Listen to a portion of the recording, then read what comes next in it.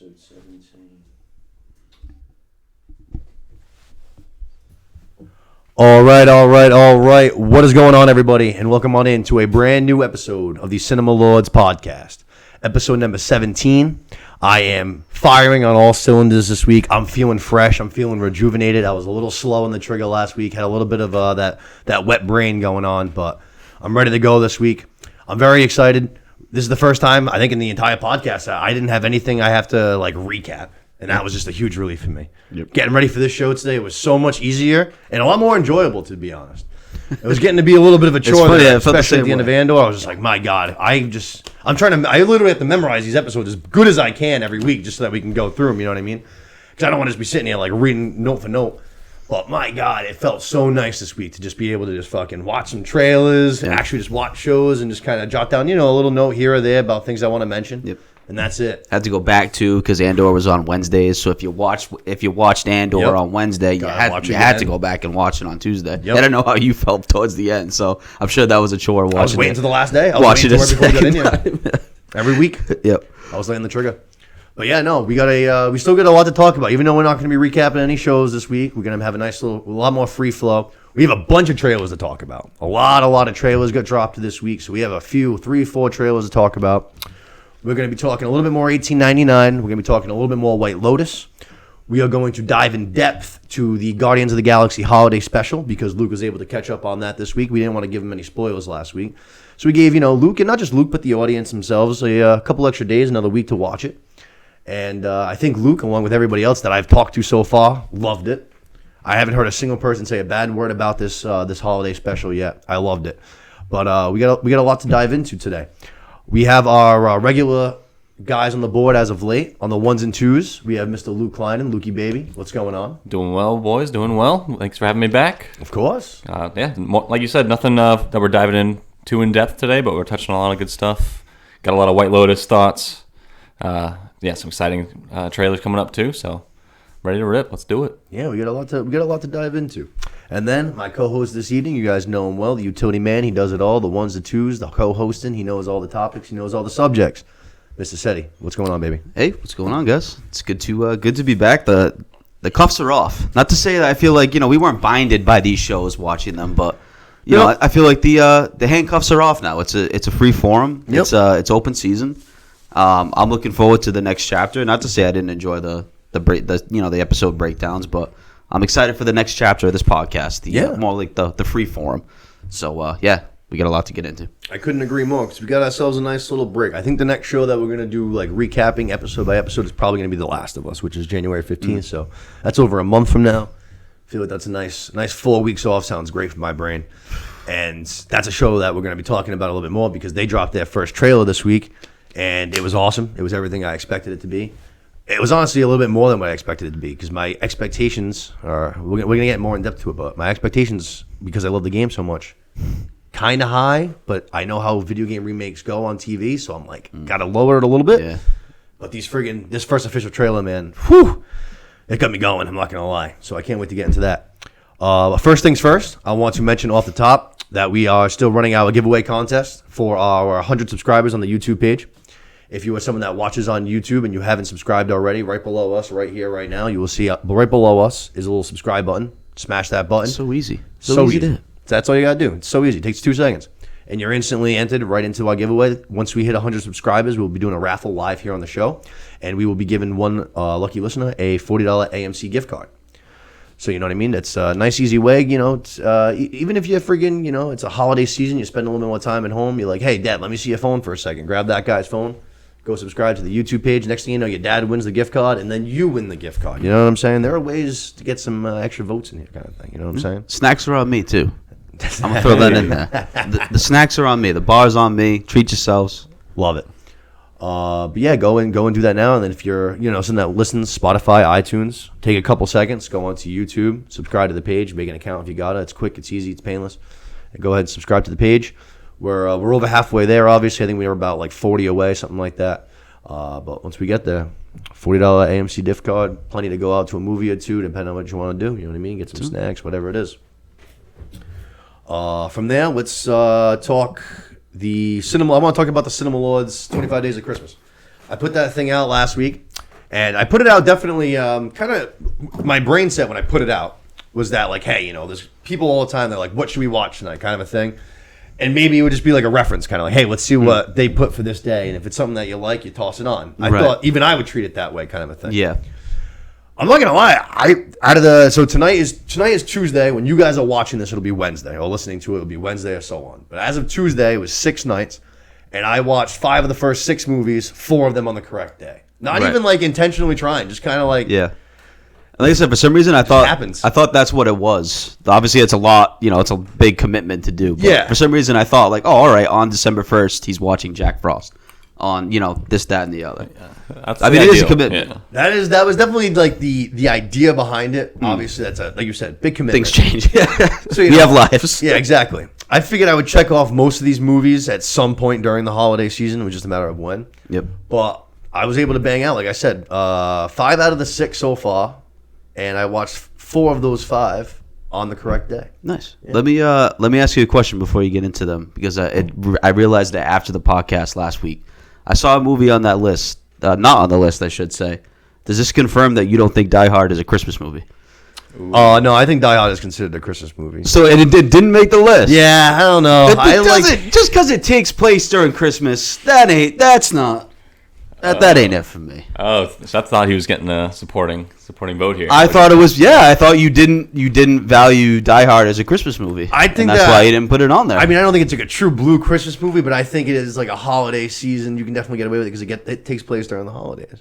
Let me ask you this: do you think like Harry Potter is a Christmas movie? No. Oh, see, I disagree. I absolutely think it is. There's almost a Christmas scene in every single Harry Potter movie. Right, because they're in school during Christmas, just like Die Hard takes place during Christmas. Just because the setting in part of the movie is during Christmas time doesn't make it a Christmas movie. Well, all these movies are centered around Christmas. The majority of them, yeah, centered around Christmas. Just because they take place during Christmas, to me, doesn't mean that they're a Christmas movie. Yeah, it was probably just a marketing ploy, also, right? They probably released it then, and people are still arguing it. 40 years later? You can look that up. I'm almost positive Die Hard came out in July. Okay. I'm almost positive. It was a summer release and it was still holiday themed. I'm almost positive. That'll be some damn good evidence. I'll say I'm gonna go like up to 80%. I'm gonna go like 80, maybe an 85%. I think July 22nd, 1988. Bang on! July! Come on now! Let's go. You had some good odds. I told you I was sharp tonight. I told you I was ready to fire, baby. That's even more in my circle. Came out July fucking 22nd. That's true. It's a good point. Put it in my corner. Fair enough. You're definitely not wrong there. That's a good point. That's why it's not, like you said, it's not on the calendar. Yeah. You know what I mean? Tonight's Love Actually. I don't think I'm going to get to it. So that's going to be another one I'm going to miss. But that's one I definitely will watch this holiday season. Tomorrow night, I can tell you, I'll be locking in to watch Gremlins. Gremlins is one of my favorite. Gremlins will be the night that you guys are watching this because it'll come out on Wednesday. Gremlins on Wednesday. Yeah. I love Gremlins. It's an all-timer. Yeah. Oh, my God. I fucking love that movie. And even growing up as a kid. Did you ever meet my dog Gizmo? My American Eskimo? Oh, God, right, there you go. Yeah. I had a dog named after Gizmo. Yeah. There were a couple people that everybody had as a dog that bit everybody but me. Yeah. Like my cousin Jordan had a dog, same exact thing. Gizmo was another one towards me. Never bit me. Yep. Nothing. Yep. A bunch of people hated that dog. That dog was nothing but loyal to me, baby. He was great pooch. I loved that dog. He looked so funny. We used to shave him in the summertime. Oh, my God. He used to crack me up. Just a furry-ass face and just a naked body. No shame. He just ran with it. But, I just wanted to shout out the Cinema Lords, the viewing schedule again. You can see that on our social media if you're looking for something to watch. But I'm now that I've done it like this much, now I'm definitely going to try to challenge myself. I'm definitely going to try to lock in and get as many off this list as I can. You know what I mean? Yep. The friggin' horror movie that I watched that one on whatever night it was. I think it's Saturday night. That Better Watch Out. I talked about it a little bit last week. That movie's fucking wild. That movie's a wild twist, man. I want to watch Violent Night is getting really good. Yeah, I want to see that. Really good feedback. Yeah. The reviews look bomb. People are loving it. It's one of those like you know what you're getting yourself into going into it, but as long as you go into it with that mindset, it's been paying off. Like the reviews are off the charts. Yeah, no, people are loving it. I definitely want to check it out myself. Have you watched the theatrical trailer for that one?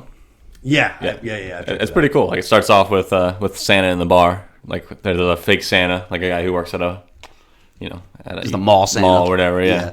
And he's like, "Hey, how long you been doing this?" He's like, "I started the whole thing." as he's ripping his whiskey, and then I don't know, it seems like he's defending some family from a home invasion while he happened to be getting dropping David off presents. Harbour's So like just a likable guy. yeah, and he seems to be a reluctant thing. I thought it was just he was a badass his whole life, but this is him switching into a badass. Yeah. Taking on a new And, role. yeah, laying down the law. Yeah. Looks pretty good. Looks pretty good. I did see something that he wanted to like turn it into a whole. He was interviewed and he wanted to turn it into a whole universe, and he wanted it was like Pedro Pascal to be the Easter Bunny, and then who did he want as the Tooth Fairy? Oh fuck! The Rock? Hopefully not The Rock again. No, it wasn't. It was it's the guy that played Moon Knight, Oscar Isaac. Oscar man. Isaac played the Tooth Fairy. No, please no. Just a violent, kick-ass bunch of fucking children's heroes. I guess I don't even know what they call it. Children's folklore. Children's folklore. They should be Folklore pretty heroes. powerful. If needed, they should be ready for war. You know, That'd be hysterical. I definitely want to check out that movie though. Easter Bunny, Tooth Fairy, going to war. That'd be so funny, man. Imagine that. Friggin' Pedro Pascal is the Easter Bunny. That'd be fucking hilarious. Just like kicking ass. Just like whooping people's ass. Pedro Pascal.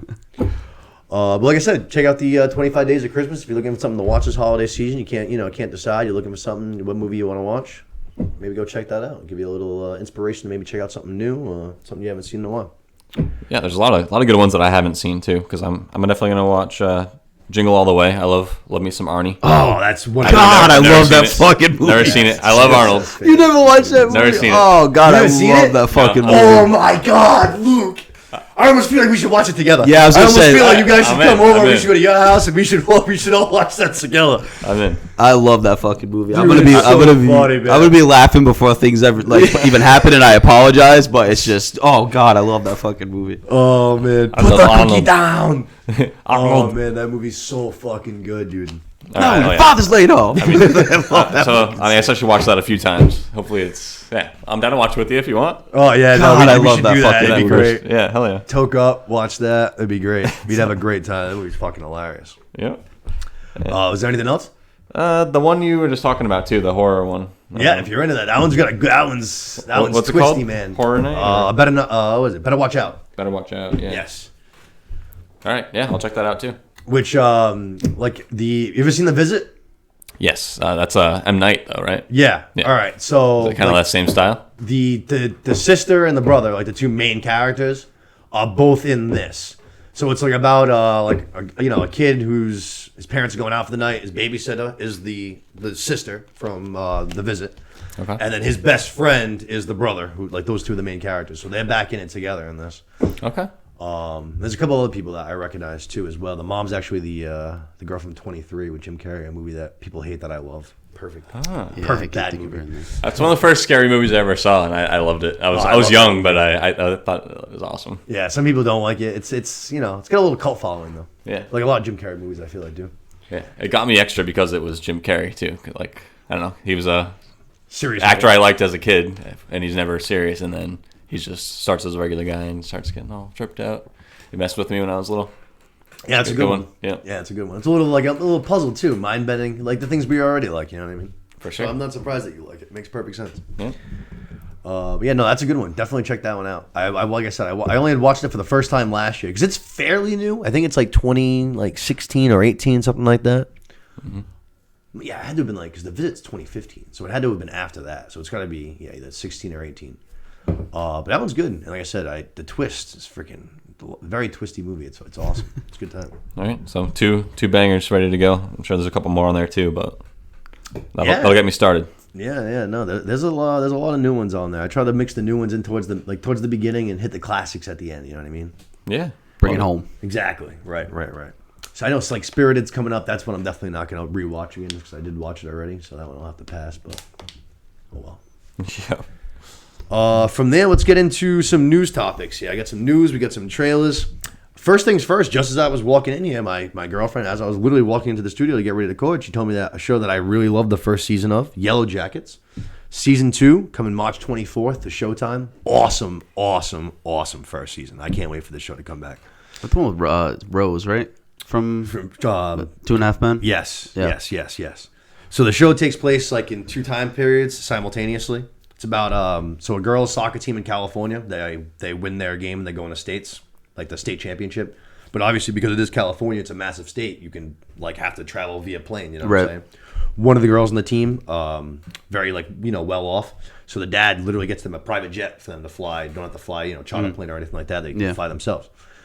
Plane ends up going down, and they have kind of like a Lord of the Flies situation. Got it. So you follow that timeline, and then you follow the present day timeline. So they're older. So like Rose is a older version of one of the girls that's on the plane that crashes. She like kind of retelling the story, or is that from her?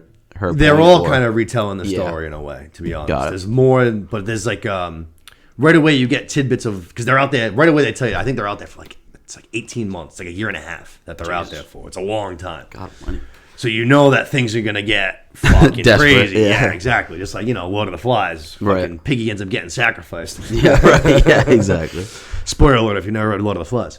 But fucking, it's a good show. It's really, really good. You saw the newest Scream movie. Mm-hmm. The girl who now lives in Stu's house. She's related to Jamie Kennedy's character. Black girl, curly hair. Yeah. She's in this. She's one of the soccer players too. I think she's gonna be a good actress. Yeah. Yeah, I think she's good in that movie too. Yeah, she was, and she's good in this too. Yeah. But if you guys haven't seen that one, that's one you guys should definitely check out. You guys too watching at home. Showtime, Yellow Jackets. First season was bomb though. I love that Lord of the Flies kind of that shit gets me going. There's not survival of the fittest, but you gotta overcome. Yeah, exactly. Yeah. Kind of. I get into that. The Wilds is another one. That one's on Amazon. Same kind of thing. Like a modern twist on the Lord of the Flies. It's pretty damn good. That one's got 2 seasons out, and a third one's coming. Cool. No release date for that yet, but both of those are damn good. If you want to check out either of those. Yeah, I've never seen that. Only show I've seen like that, like the 100 is kind of like that. I don't know if you know. Watch that show. Me and Steph have thought about checking that one out a bunch, and we never have. Is that one good? It's pretty good. Yeah. Leah, my girlfriend, had watched it before me, and so we watched it together. And I don't know, it gets a little crazy, but it's all good, and it's pretty realistic, especially the first couple seasons. At least the first couple seasons, I can definitely recommend. I was gonna say from there, it's up to you. It's still entertaining, but not as good. Yeah, it goes downhill. Yeah. Both of those shows, I would say, I think Leah would probably like both of those too. Yeah, Steph loves both of them. I love both of them, but nothing too crazy. You know what I mean? Yep. They're good though. They're very, very good. Good storytelling and stuff like that. Check those out. Yellow Jackets and what? Yellow Jackets, and then the Wilds. That one's on Amazon. All right. But those are both damn good shows. From there, let's go to a movie that we talked about a little bit. I actually watched it, and I haven't even mentioned it on the podcast. That's about how forgettable it is. But Black Adam is projected to lose between $50 and $100 million in its box office run, making it a box office flop. Damn. And the Rock came out with a tweet today, like kind of contradicting it, but it was like doesn't seem like a whole lot of validity to it. Yeah, he was like, "Oh, I checked with some like financial advisors, and it's actually projected to make this amount." It's like, Rock, I love you, bud, but I don't know, man. It's not just global. One is Warner Brothers is trying to cover their ass too. They came out and they said that to break even on the movie, they need to make $400 million. Insiders are saying it's $600 million. So that's a huge discrepancy. Yeah, right. I mean? That's a big gap. So it's like and we know how bad Warner Brothers is tanking right now. So it's just like you guys are gonna say. What kind of movie costs that much? Isn't a crazy budget like $200 million? Isn't that a ridiculous budget? How's it 600? Yeah, but it's not just the production value of the movie is probably like $200 million, and then honestly, what costs way more than that is the marketing of the movie. Yeah. To put it out everywhere, globally market it, which they've been promoting this movie now for how fucking long ass. You know what I mean? Yeah. This movie first got announced like 8 years ago. Yeah, COVID fucked that all up. But. So you go multiple marketing campaigns, COVID setbacks, and like I said, the marketing campaign I think ends up going. I think if I'm not mistaken, again. I think that cost ends up costing more than the actual production of the movie. Ouch. Especially if you're going worldwide and you want to put it, in all European, China, Asia, all over. You know what I mean? DC's toast. Stay all over. James Gunn. Listen. James Gunn's like the help me Obi-Wan Kenobi, you're my only hope kind of deal. Like they brought the bat signal out there. No pun intended for DC, but they brought out the bat signal to try to revive it. There's anybody that can do it, it's him. But if anybody can do it, you just nailed it right on the head. If anybody can do it, it's him. No one understands how to make a superhero movie or show better than James Gunn. Right. Peacemaker, Suicide Squad, Guardians of the Galaxy, the Guardians of the Galaxy, the holiday special was awesome. Yep. He just hits. He constantly hits. Yep. And I have literally nothing but faith in that guy. I was calling for him. His to get the Suicide DC. Squad was awesome. It was awesome. Yeah. It was awesome, dude. Right. And he did exactly what he did with Guardians. Like, he just took like a band of misfit weirdos and like made him so lovable. Like, Polka Dot Man was fucking awesome. King Shark was awesome. They were great. Yep. Peacemaker was probably like my least favorite character actually in the movie. And then the show made me love him so much. Yeah. Which I think was kind of the point. Right. You know what I mean? Yeah. Obviously, he ends up being made the him a scumbag. douche in Suicide Squad, and then he's a lot more like lovable in the series. Yeah. Yep. He was funny in like the beginning, like the very beginning of the movie, like that like the scene where it's him and Idris Elba, Bloodsport. And they're just kind of going through the camp and they just like kind of one up each other. Yeah. Like that part I liked. I thought that was like funny and shit. But even like from there, he kind of already starts going downhill in my opinion. And then the show was, I love the show. I thought it was awesome. Blew it away. Yep. It was great. I have all the faith in the world in James Gunn. But yeah, Black Adam, I checked it out like, I don't know, maybe 2 weeks ago. And it was fine. Like it wasn't bad. It was fine. But totally forgettable. Just like the story. And then it seems like they were teasing teasing one of those superhero versus superhero things, and like Batman versus Superman just put such a bad taste in my mouth. Like I don't want the next one to be Black Adam versus Superman. You know, that's I don't want to see just Civil War is fine. Like it's just everybody against each other, but like one versus one, like I don't want to see a whole movie that's just CGI'd Superman fighting Black Adam. No, I hear you. I don't really know where they're going with this from here. Because to be honest, now that James Gunn's at the head of the table, I feel like they could almost kind of reset everything and start going a whole new way with all these characters. I think they just announced a spinoff for the one of the guys from Black Adam. Oh. Was it Pierce Brosnan's character? No, like Dr. Fate. No, Hawkman. Yeah. Oh, man, that stinks. He kind of stunk. I'm not going to lie. He kind of stunk. He was played by the guy that plays MC Ren in Straight Outta Compton. He's also in that Kevin Bacon show. What is it? City on the Hill? Yeah, City on the Hill. I love Kevin Bacon. We'll be talking a lot of Kevin Bacon later on. Kevin Bacon episode. I even got my Rockin' and Groove freaking sweater on tonight. I'm ready to talk Guardians. Yeah. We got the trailer to talk too. But Black Adam. Like I said, the story, the action scenes had some cool action scenes, which is expected. It's a superhero movie, but the story kind of just was lacking. Pierce Brosnan to me was by far and away the best part of the movie. Yeah, his character seems cool. Yeah, he like was Dr. Fate. Dr. Fate. Yeah, it's kind of like a Doctor Strange. Like even not just power wise and the way he like does superhero shit, but like even kind of has that swagger and banter to him. His armor is very cool too. Yeah, he looked Love very his dope. armor. Yeah, it looked dope. The whole movie looked good. I'll say that. Like all the scenes looked pretty cool. It was good, but like I said, almost right after it ended, I kind of was just like.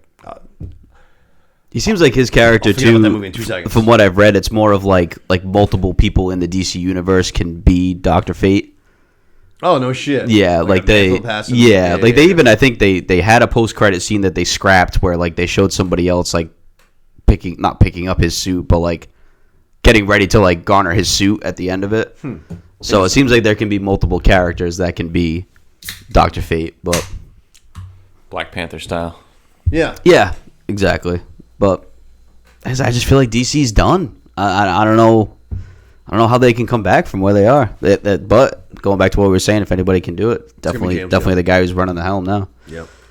I mean, aren't they working with like the same quality material that Marvel is? Like, it's not like DC comics are worse than Marvel comics. You know? Nah, they were most of them are first. Yeah, for the most part. It's crazy that they're just so opposite. Yeah, obsessed. I don't know if it's like I don't want to say like the child effect, but I think Marvel's more like. I don't know, like family centered is the word. You know what I mean? Like I think DC's just a little bit more dark. Like you know what I mean? Like Batman can be dark. You think that would help? And Batman was one of the first successful. I think they've tried to movies do that. yeah? I don't think. I think that's what I'm saying. Quality. I just think they. Yeah, it's it's not translating. Obviously, No. like every single one except for the Batman. Like every single one, the numbers aren't producing. Yeah, those first 3 Batman movies killed though. They were the Right. best, and they still are some of the best Yeah. superhero movies ever. Right? Nolan's. Yeah. Yeah, I honestly, like literally almost don't even consider them DC movies, even though they obviously are. But Yeah, and those are awesome. Like especially the first 2. Third one's a little whack, but still. really, good. I like 2 and 3 a lot, and 1 to me is the one that's kind of. I like 1, but Oh, I one's like awesome. all 3. I like them all too. all 3 I like of them all them, too. but Yeah. I like 2 and 3 a lot more than I like 1. All right, that's fair. I got like 2 way up here. Then I mean, 3 a little way below. two it, is and like one's two is like if you don't put it in your top 3 or 5 favorite movies of all time, then there's something wrong with you. You know what I mean? my Like top that. 3 or 5 favorite movies of all time. Yeah. And that's elite. You can still love that movie without doing that, but that should be in your top, 1%. Top. Yeah, that's a better way of looking at it, like a percentage. Yeah, 2%, 1%. Yeah. It's only my Absolutely. top 10. Yeah, that's a great compliment too. Look at your poster, right in between you guys. My There brain you is go. my brain's instantly running through movies right now. I mean, you got the Yeah, great Poster Joker right poster there. right there. Yeah. Sure do. No, I love Heath Ledger, man. I'm Obviously. a huge Heath Ledger guy. I freaking Knight's Tale, hysterical. 10 Things I Hate About You is a movie I've seen 10 billion times, and I still I love it. I absolutely a love great it. one. Don't tell me, babe. Oh my god, Heath Ledger's the man. R.I.P. in peace. Mm-hmm. But Black Adam box office flop. James Gunn I now hate at the it. head of Love the The wheel Rock, after too. Guardians of the Galaxy. Yeah. Let's see what he can do. We know Peacemaker's getting a second season. I think Idris Elba's getting a series. I think too. Yep. So that'll be interesting. Yeah. I'm sure he'll get his hands in that. You know what I mean? So I'm sure that'll be good.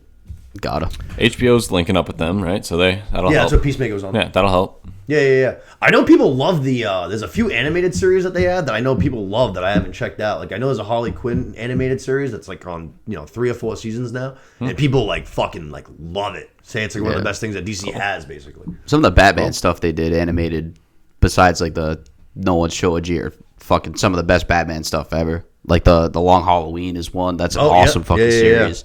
They get it a lot more darker with it, with like the Joker and stuff. Yeah. Than what they have been doing in the movies. So yeah, their animated stuff is really good. Yeah. From there, let's talk a couple trailers. I got 3 or 4 trailers, like I said. First up, we got a Transformers trailer this week. Transformers Rise of the Beasts coming June 9th, 2023 to theaters. Going to be a loaded June at the box office this year. We got Transformers, we got Into the Spider-Verse, we got Indiana Jones. There's a couple of others too that are in there. It's going to be a big June for 2023. But right away, my first thought was, why? Who's asking for another Transformers movie? Yeah, not me. No. I hate to say it, but Yeah. not me. I'm over it. Right away, I was kind of like, let's let this thing die for 10, maybe generation. 10, 15 Right. years. A generation. We'll come back and revisit it in 2030. Yep. And we'll start anew. Yep. But apparently we're diving back in. I don't even know what this. I think this is 6 or 7 at this point. 6. I think 6. Yeah, I mean throw a seen spin-off the in there last 3. too, right? There's been a bunch. Throw Yeah, Bumblebee the Mark in there, too, Wahlberg for one was the- 5, I think. If you had the Bumblebee, it's true. Yeah, this is either 6 or 7. It's too much. It is. This one takes place like a little bit of a prequel to the Shia LaBeouf one. This one takes place apparently in the 1990s, and we see that there's a bunch of basically animal Transformers. We got hawks. We got a King Kong looking guy, a gorilla. We got a rhinoceros, and they're called I wrote it down. The Maximals and the Predacons. Cool names. I'll give you Sure. that, actually. Yeah. Sure. Into it, like it. Yeah. And they're gonna kind of just join this battle between the Autobots and the Decepticons that's ran forever basically here on Earth. But it seems like they were awoken or came out of hiding. Typical storyline kind of thing. And The they're on trailer Earth fucking- too. Yeah, they're already here on Earth. Like I said, Wow. if you didn't see the trailer, that was one I didn't mention to you guys, but it was one I just checked out and I thought I'd mention because obviously it's a huge. Do they have huge name. Linkin Park playing in the background too? They did not. Actually, you know what? I will say one thing about it. They had Juicy. It's a Juicy remix. It's Notorious B.I.G. It was all a dream, and it's all remixed over in the background. It actually was pretty cool. I'm not gonna lie. They hit the music. They dished out some money for some new guys too. Pete Davidson's in it. Pete Davidson is in it. I did see that. Sebastian Maniscalco, he's a comedian that's kind of blowing up. I have no idea what the fuck The his name role sounds is, but he's familiar. in it. Is he a Netflix guy? Yeah, he's like Italian dude. You'll know, but he's actually hilarious. Okay. Wicked Name sounds funny. familiar. But like, yeah, they dished out some more money for some guys in it, but it's. I gotta be honest, Transformers never done anything for me. It's never really been my thing. I don't know why. I can't. The first one was great. The first one, the first 2. Yeah. The third one, I actually went and drove. We were in Philly at the time. We were on a road trip with my parents, me, Odette, and Dylan. And we were on a road trip to see this Philly Red Sox series. and we were staying in Philly. We drove an hour for the midnight showing. We drove to the King Prussia Mall from where we were staying, me, Ryan, and Dylan. And we were like 18 at the time. My mom was fucking like, "You gotta drive an hour. You just got your license." And real man's like, "Dude, it's fine. Driving's driving." I was like, "Real man, my guy." Dude, we drove to the King Prussia Mall, which, famous kind of mall for being so huge and stuff. We drove to the theater, which is right next to us. Like, holy shit, dude. Dude, I've never seen so many people at a theater. This place was fucking massive. And we're talking like sold out to the night. Luke, I'm not even joking, bro. There was 50 plus yellow Camaros with the black stripe and like the fake auto license. That's Whoa. cool. Easily. Sick. Easily 50 plus. Whoa. It was crazy. Yeah. You see the first one and you're like, whoa, this is fucking, oh my God, that's great. And then it's like, holy shit. It's like 2, 3, and it's like, you start looking around and you're like, holy shit, there's fucking 50 of these things in this parking lot. They were everywhere. It was crazy. All these rich, spoiled kids who grew up Yeah. and bought their fucking yellow Camaro. Yep. Yeah. Love it. Hey, Yeah, it was nuts. I mean, like, that's a $50,000 crazy toy. That's not the worst thing in the world. For real. For real. Good for them. Yeah, when I was young, I had a lot more energy. I could never imagine driving an hour now for a midnight showing of Transformers. That sounds awful. That sounds like a damn punishment. I'd be like, that sounds awful. You're like, well, I Carl. get home to Good like for Carl. 4 in the morning by the time the movie gets out. I'm like, it's going to end at like 3. Venom releases are tough nowadays. The last one I went to, if you would have went to the midnight showing of it, you would have fucking puked. What was it, Star Wars, Batman. right? Oh my God. Dude, I would have been asleep at 12:29. Give or take. 12:29, I would have been just snoozing. Oh my God. You went to the midnight showing of that? Sure did. What time did that get out? Like 8 a.m.? No, like, I don't know, 2:30 or something. Still fucking I was fine. I was ready to go back the next day and watch it. Insanity. But like, actually, it's funny you mentioned the music. The music was good. The action sequences look like they're going to be good. The story looks like it's going to be just lame as shit, but I guess it is a Transformers movie. So. That's Michael Bay for you. Yeah, that too. Yeah, the story's lame as shit, but the special effects are awesome. So Yeah. The end sequence looks sick. I mean, you get a full-blown, the very end sequence of the trailer, you get this full-blown, like, just army, Civil War kind of standoff, just charging full-blown at one another, you know what I mean? It looks like a couple of these animals are on both sides kind of thing, so it looks pretty cool because there's like an eagle on one side and then some other kind of big bird. I don't even know what it's obviously not like a pterodactyl, but I don't know. Some other big-ass bird that they were able to turn into a transformer for this, hawk or some kind of shit. Right. Souped-up hawk. little aerial attack. Yeah. But they went like flying into one another and shit, and then you have all the other guys on the ground. It looked, I don't know, something that I don't think I'll go see in theaters, that's for sure, but something that once it comes to streaming, I'll check it out. Honestly, theaters might be the best way to go. Just rip some popcorn and just Maybe. you get the full sound effects and things like that. It's true. I don't have a bad setup. I make it rip in that TV room. Yeah, I make it rip in that TV room. Next trailer, another one that I didn't necessarily tell you guys to check out, but I decided to just to check it out myself because it came out this week, was the season 2 Bad Batch trailer. Did either of you guys check out the Bad Batch? I saw the first like 6 or 7 episodes. Oh wow, you got way farther than I did. It was good, but I wasn't invested enough to continue. But Okay. But it was good. It seemed like it was a little more meant for like teenagers or something. Yeah. Not too bad, but not for adults especially. Yeah, Clone Wars is the same vibe. Yeah, I haven't watched Clone Wars or Rebels.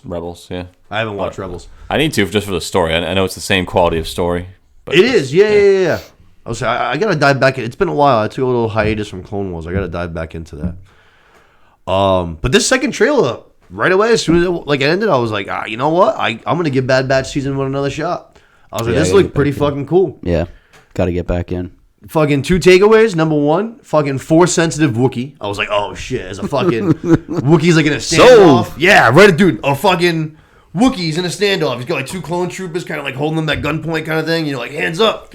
And all of a sudden, it goes to like a fucking like a lightsaber on a desk, basically, and he just kind of and fucking Force pulls the goddamn thing. There it is. There it is, my guy. I can't do it. There he is. There it is. Wookiee, good job, buddy. And fucking pulls the lightsaber right out. I'm like, oh my god, Force sensitive Wookiee. That's awesome. Like that's fucking dope. Probably beats anything that happened out of the last trilogy, right there. Like, that's cool. That tops anything that's happened in the last trilogy. Right? That's what I like, though. I like that new kind of shit. I feel like that's kind of like the Baby Yoda alley. Like, I love that concept of just like, oh wow, like a little baby Master Yoda. Like, I love this. This is awesome. That Right. feels like the same kind of thing to me. Like a fucking Jedi Wookiee. That sounds sick. Yeah. Like, that sounds wicked cool. Yeah. Sign Just me the fuck brute up. force behind that lightsaber. Imagine that dude swinging that thing. Imagine Chewbacca swinging a lightsaber. True. Reckless. My God, man. Reckless. Yeah. Don't want to be true power. We've seen that kind of shit on battlefields before. You know what I mean? Yeah. Kind of like, you know what I mean? Almost like the mountains. Still swift with your power. Yeah, exactly. And then the other thing, which this was me being a little bit of an asshole, but I'm not going to lie. Also in the trailer, we just got a nice quick pan into to the Emperor for like a quick like 1 second of the Emperor just like on his throne. He like looks up and I was just like, more Emperor than we got in Amidor. There we go. Yeah, right. Of course. Yeah, of course. Instantly. Had to throw the. It's a dummy. You just still had to throw the little jab into the ribs. Yeah. Right. Fair point, though. Fair point. I was like, yeah. Honestly, the trailer got my juices going a little bit. Even though it was animated and all that, I was like, all right, this seems like a Star Wars show. Like, Relevant. It seems relevant. Yeah, I don't know. I think that's the main issue. One of the main issues for Andor is that it's all leading towards something that we already know works out well. Yeah. Just like it's not totally relevant because it's ultimately going to work out fine. Death Star's coming. Yeah. Got it. And we know he's going to die. I don't know. Right. It's like, I don't know. It's all. Yeah, it's true. It's not going to work out well for him. Yeah. But I don't know. It lowers the stakes because, it's good overall and what some fine details are. But that's why they're working so much on the other characters, too. Yeah. Trying to, at least. What was it? Trying to, at least. Yeah. Yeah. But even then, you go back to what we were saying. Luthen's not in A New Hope. True. Forrest Whitaker. Or Rogue One. Yeah, they're not in that. So like, you know their fate a little Bix, bit. yeah. Bubba Bix. Bu-bu-bu. Yeah, unless a couple of those, you never know too. Like a couple of those people, like Bibibibix, could, for instance, like just be like too kind of messed up to even like keep fighting. Could just be sent off to some planet. Who knows? Yeah, Luthen can go into exile or something like that. Exactly. Yeah. Yeah. Shit like that. You never know. Especially if they want to expand the universe, they can take those characters and like get them away and start new tales. You know what I'm saying? Sergeant Moss is got to be like on Hoth. I feel like Sergeant Moss would be like on the Battle of Hoth. I love it. That'd be fucking great. Yeah. We'll stick his ass in the cold for a little bit. He's the guy I hope that we see more of in season 2. I liked him. He had at least some comedic appeal to him. He got me going a little bit. He was funny. Just his general accent. Musk. He's a good man. Sir! Dude, he's a real pro, too. Real pro. Takes his job seriously. Executes it perfectly. Professional. Yeah. But yeah, Bad Batch 2, that's coming to Disney Plus January 4th. So that's right around the corner. That's just barely under a month away. Yeah. It's coming Damn. out Nowhere. So, do you remember how many? It was like, what, 12 episodes, I think, right? Was it 12? I think it was. I think it was something because it was one of those that I was like, was a lot. really? Like 12 episodes? And I think that's probably why I bailed after like 2 or 3. Yeah. I was like, really? Like that much? Like, I watched the pilot, and then I never continued after that. I only watched the pilot, which I didn't dislike the pilot, but it was just Right. like, I don't know. I don't know. There must have been other things on or something like that. I can't exactly remember, but It says 16 episodes, actually. 16 episodes. Season 1 was, yeah. Yokes. No word on season 2, but yeah, January 4th, it says. Yeah, it's coming quick. Yeah. Obviously, a lot cheaper to make animation, so you can make episodes, pump them out. You know what I mean? Yes. From there, let's get into the stuff that I obviously did tell you guys to check out because these are the goodies, the good stuff. Let's start with Guardians of the Galaxy. Guardians of the Galaxy 3 dropped their first official trailer coming May 5th, 2023. And as soon as this trailer dropped, the first thing I did was I watched it. My cousin was actually the one that sent it to me, Johnny, who I want to get on this podcast at some point because he sends me shit like crazy, man, whether it's rumors or just funny shit, Marvel related. He's always on it. And he sent me this trailer, and as soon as it was minutes after it came out. And I dove in, and as soon as it ended, I started sending it around to you, to Luke, to Steph, to everybody. And I was like, this fucking looks incredible. This looked awesome. Yeah. It looked emotional. It did. Like, the fucking, this is back-to-back trailers that they've done, too. I've not stopped listening to the song that's in that trailer since I saw it. It's, I think in the meantime, Space Hog. I have not stopped listening to that song since it came out. Yep. It it looks very, very emotional. I was reading into a little bit more about like the backstory of it. I'm sure we'll get into it, but like I think the elephant in the room is that it looks like it's not good for Rocket Raccoon, which would Doesn't look good for a couple people. Which would tear my heart apart. Which would make me, like I said, like that would upset me very much to see Rocket Raccoon not make it. I think he could be okay. It's kind of so too. It's too obvious, I'm right? 50-50 on. I think those like shots where it looks like he's like on his back, struggling kind of thing. Maybe that's like when he escaped. Flashbacks? Yeah, I was thinking that too. Because there's also a shot of him as a baby. Yep. Right. Baby raccoon. Yeah, it seems like it's almost like his origin story. Like this one's so about him more. So I was reading into it, and like the main guy, not Adam Warlock, the High Evolutionary. Was gonna say Grand Inquisitor. I kept telling myself on the way here, it's the High Evolutionary, not the Grand Inquisitor. Yeah. But he makes this. His idea is to make this planet like this perfect planet of a combination of animals and humans. Yeah. Which is in the beginning, the original, like the first scene when like the kid that kind of looks like an animal throws a dodgeball at Drax's head. Yeah, because it starts off very funny before it gets sad. So like that's his planet. So obviously he was testing on animals and humans to make this combination of a perfect society. Oh, no shit. Okay. So I think that's what ties into Rocket Raccoon's storyline. That's interesting. Yeah, I was researching that too. That's all. So that's his thing. Like it's literally Earth. Like it's on the literally. It looked like Earth. It looked like kind of like Earth. Yeah, almost. It looked like a utopian Earth. Yep. It's called Half World. Okay. Yep. So I think that's what ties into his storyline. Their species is called New Men, and apparently it's this guy. I researched it, but this guy Herbert Wyndham. Yeah, is the black guy in the who's in Peacemaker. Chakudi Iwuji. Yeah, he's in Peacemaker. Yeah, he's in Peacemaker. Yeah, and he's some kind of like geneticist. He's basically like a god to this planet, right? Like that's what a lot of people consider God to be. Is like the person who created us, and he genetically modified all these people, or genetically created them, and that's what one of those cutscenes is. Seems like Rocket getting picked up from his cradle or whatever, when he first created. Yeah, or maybe when he was just a baby raccoon, and then changed from there. We don't really know how this guy does this. They even show there's a quick scene too where he's clearly testing us. It's the one where the person literally looks like they're running on a hamster wheel. Right. Like it's like a quick one, but like it clearly shows that he's testing. I don't know if it started with animals, but he wanted them to be humans, so that's where Rocket Raccoon kind of came in the differentiated. That's what it seems like. But going back to him, so I was thinking like he's kind of too obvious. The trailer made it too obvious for him to die.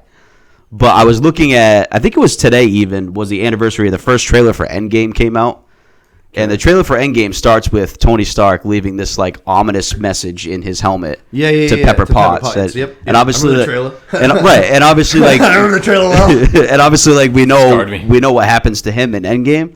So it's like they're not afraid to kind of make it obvious that the person in the trailer, it might not end up well for them. So I don't know if that was kind of a tie-in where like I'd still say it's a possibility despite it being too obvious.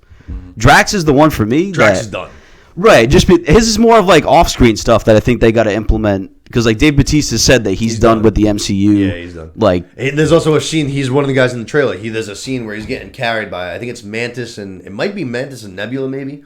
But he's kind of got an arm over each shoulder. Clearly like a wound. A huge, like, some kind of a gash, a shot, a stabbing of some sort. It's like obviously next to his heart. Right. It's in this chest over. Yeah. I mean, clearly there's a scene where Peter Quill is fucking crying, Mantis is crying. So, like, somebody goes. Right. I don't know who. Like, I think it's the table. They show, like, the drip of blood on the, like, it looks like an operating table or something. Yeah. And then it shows Peter Quill. Like, that's when he's, like, crying. And then Mantis is crying. So somebody goes, but it's funny to me that like I was going into this thinking like the biggest storyline I had was like how do they get Gamora back? Mm-hmm. And Gamora's like the bottom of the list of priorities for me after this trailer. No, that was we got the first shots of was it there Will Poulter from With the Millers. We saw him as Adam Warlock. Adam Warlock looks fucking sick. Yeah, there's a lot to worry about. Yeah, I'm reading more about him. He becomes kind of like that anti-hero role where he's a bad guy at first and then he eventually can become a good guy. Yeah. So I don't know if that's the route. I think I'd read that too. So, like I said, more went from number 1 to like literally number like 7 or 8 on the list of things for me after watching this trailer. Yeah, I can't wait for this fucking movie. I can't wait either. May 5th can't come soon enough. One of the other things I took away was this was big for me for a couple of reasons, but I love Rocket. Rocket and Groot are, now that Captain America is, Steve Rogers Captain America. Yeah. I do actually love Anthony Mackie as Captain America. I'm all good with that. But Steve Rogers was my guy. Like that was my dog. Yeah. And now that he's kind of hung up the mantle, Rocket and Groot, those are my guys. Like I talked about, I got a Groot in every single house. I got like 5 Groots on my Christmas tree. I love them. I can't get enough of them. I love Bradley Cooper. Yeah. So that's another little big plus. And we see, a lot of Rocket in this trailer. We know it's going to be a big movie for him. We're going to be learning a lot of his backstory. And we see this sea otter, and they're doing this hugging. So obviously, I do a quick little Google search. I'm like, all right, cool. In the comics, he's got a relationship with an otter who's just like him. Enhanced. Probably same testing or exact whatever. Same thing, right? And they got a relationship. So then I back out of the first thing out of my, my information database now. So now I go into now I'm looking for researching kind of the movie, and I see Lady Gaga rumored to be Otter in Guardians of the Galaxy 3. I heard that. Let's go, baby! Get the band back together. We got my girl, we got my boy. Let's go. Yeah. Bradley Cooper and Lady Gaga, get it going. They're a little bad for each other in that one, though. Oh, they were smoking hot for each other. Freaking caused Bradley Cooper and his wife to separate. They actually just got back together. Yeah, that thing at the Grammys or the Oscars or whatever it was. Yeah. I was trying to tell Steph. I was like, Steph, look at this fucking. Do you think this is acting? I was like, this is acting. Yeah. No. They're the two best actors of all fucking time. The eyes. All the awards. The eyes, Chico. They never lie. Yeah, no shit, man. I was like, they're in for each other. I was like, you gotta be kidding me. Horned. So I was very excited to hear that. And James Gunn, he's one of my favorite Twitter followers because he's very interactive with the fans. He loves to almost clown on fake reports. Like he'll see something, some kind of rumor like that, he'll retweet it and he'll make a joke about it, basically shutting it down right away. This is one I quickly went and did a little research on. No denial or anything like that. So I'm like, oh baby, there's hope. So you're telling me there's a chance? Exactly. Yeah. Oh man, I fucking love The Star Is Born. That's a movie that I don't think we've talked about on this podcast yet, but that is a good one. Yeah. Oh man, I loved A Star Is Born. I loved it. I've seen that movie friggin' 6 or 7 times already, and then I've seen it another 2 or 3 times, but only the happy parts. Yeah, I was gonna say I thought the first half was one of the best movies of all time, and then it just let me down because it was not sad. I was not happy. So sad. I was like, it gets so sad. That fucking slimeball manager, dude. I want to just fucking wring his neck and smash his fucking head off the table. Dude, you ruined the great thing. Yeah. You and your dance videos and your hair dye. Dance videos. Sounds like Peter Griffin. You and your dance videos. Oh, what's that fucking thing from the? What do you want, Lindsay? Yeah. What do you want? Yeah. I told you what you want. You want nothing. Oh shit. But I think we touched on pretty much everything as far as the Guardians trailer goes. Yeah. Like we said, started happy, got sad, great music, a lot of Rocket. Yeah. The end scene had. I don't know if it was one of the end scenes, but when they show it's Groot and clearly has more than 2 fucking arms. We are and Groot. Peter Quill is shooting around him. It reminded me a lot of the original Avengers where they go to that final scene where you know what I mean, they show Thor and then yeah. They do that circle. Yep. It reminded me a lot of that too. Oh man, honestly, I don't know if they were intentionally doing that. I couldn't believe that they used that in the trailer because they dropped the "We Are Groot" line. He did it just like his daddy. Yeah. And right away, I started getting me emotional. I was like, "Oh man, I'm right back in that little ball again," and I'm we're plummeting to Earth. This could be an emotional one. Groot, no, you know what I mean? Yeah. I'm like, oh my god. Better not die. Come on. Nah, Swole Groot. I don't know. There's a couple people that even the just saying it, it's hilarious. Yeah, it's so funny. I don't know. I have a feeling that there's a couple characters that are gonna stick around. It's like him and Rocket, and maybe Mantis. Yeah. I think Peter's done. I think Drax is definitely done. Wow. I wouldn't be surprised if Gamora's done. Nebula's another one that I could see stick around. Yeah.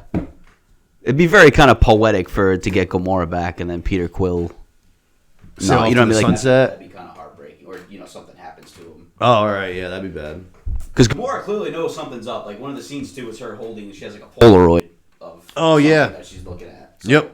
There's definitely a part of her that knows that she had this past with the other Guardians. She's just not. I don't think emotionally attached to Peter Quill anymore. Not now. Right. Not now. Right. We're gonna see the TVA. Ooh, good question. It is rumored. Yeah. Really? Yeah. I mean, it has to come in at some point. It's like Gamora's not what she's supposed to be. I forget where Owen Wilson's character rumored to be. Because everything that happened in Endgame was supposed to happen. So maybe that means that Gamora is actually where she is supposed to be then. It's true. Oh yeah, actually. So maybe that actually might be clear to you. So Morbius is rumored to be somewhere. I forget what the fuck I saw. Might be Deadpool 3. TVA? Yeah, but it's getting to the point now where I've seen so many rumors of people that I don't even know what's real and what's fake anymore. Yeah. It seems like a lot of them are fake. The one I saw the other day was the original Fantastic Four cast. And I was like, that's not like I'm not buying it's like that. in a quick little like end, almost like end credit, like the last one was, kind of thing, you know what I mean? Something like that. Like from Wolverine. Yeah. Yeah. I mean, yeah, Wolverine. Logan? No, Deadpool 2. Right, yeah, when he's going through the time travel, yeah. Something like that. You're welcome, Canada. Shoots him right. That's a great scene. I can't wait for Deadpool 3. I mean, that's going to be fucking wild. The next... It's going to be a wild event. Yeah, the first two I'm absolutely pumped for.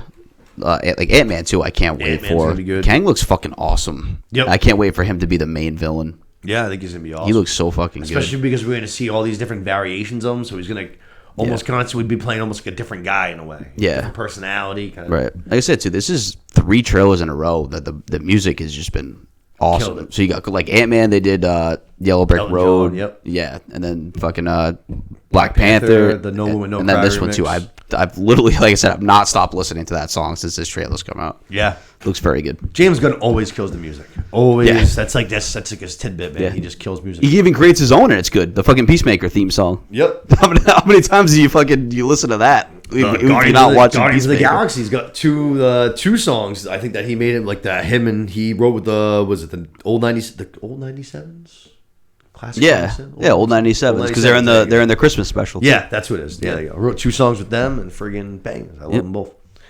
But like we said, May 5th, the movie can't come soon enough. I'm very excited for Ant-Man, but I'm sad to see James Gunn go. I'm sad that this is the last Guardians movie, but at the same time, I am just so excited for this movie because it looks like it's gonna be you know they super love him too. The fact that they fired him and like there was Brought him basically back. a revolt. Yeah. You know what I mean? Like Batista was out and Everybody was out. Yep. yeah. Yep.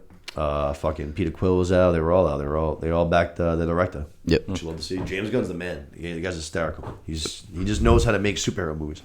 Like I said, fucking Suicide Squad was incredible. Suicide Squad and Peacemaker were both awesome. They're just such a good time. Which to me is what like superhero movies should be. Unless it's in the story of itself that it needs to be a more like like say like Black Panther 2. The story emotional, but for emotional. other reasons. Yeah. Right. Exactly. That's why DCU's failing. Yeah. It's not the same theme. No, it's like these movies are supposed to be fun. Like you know what I mean? But I mean, It could like still be it dark. But seems like Phase 5 could make a turn for being dark, but not I guess in a different way. But yeah, you know that there's still gonna be like the little jokes and stuff quipped in and stuff. They always there's always lightness in it. You know what I mean? You can't just go dark for dark's sake with no like purpose to it. Right. Which I feel like is what they do. Like there's gotta be a reason to go dark. There's gotta be a reason for everything. You know what I mean? That's what makes a good story. You can't just do it just because you want to do it. Like we want to be the edgy guys. It's like it doesn't work that way.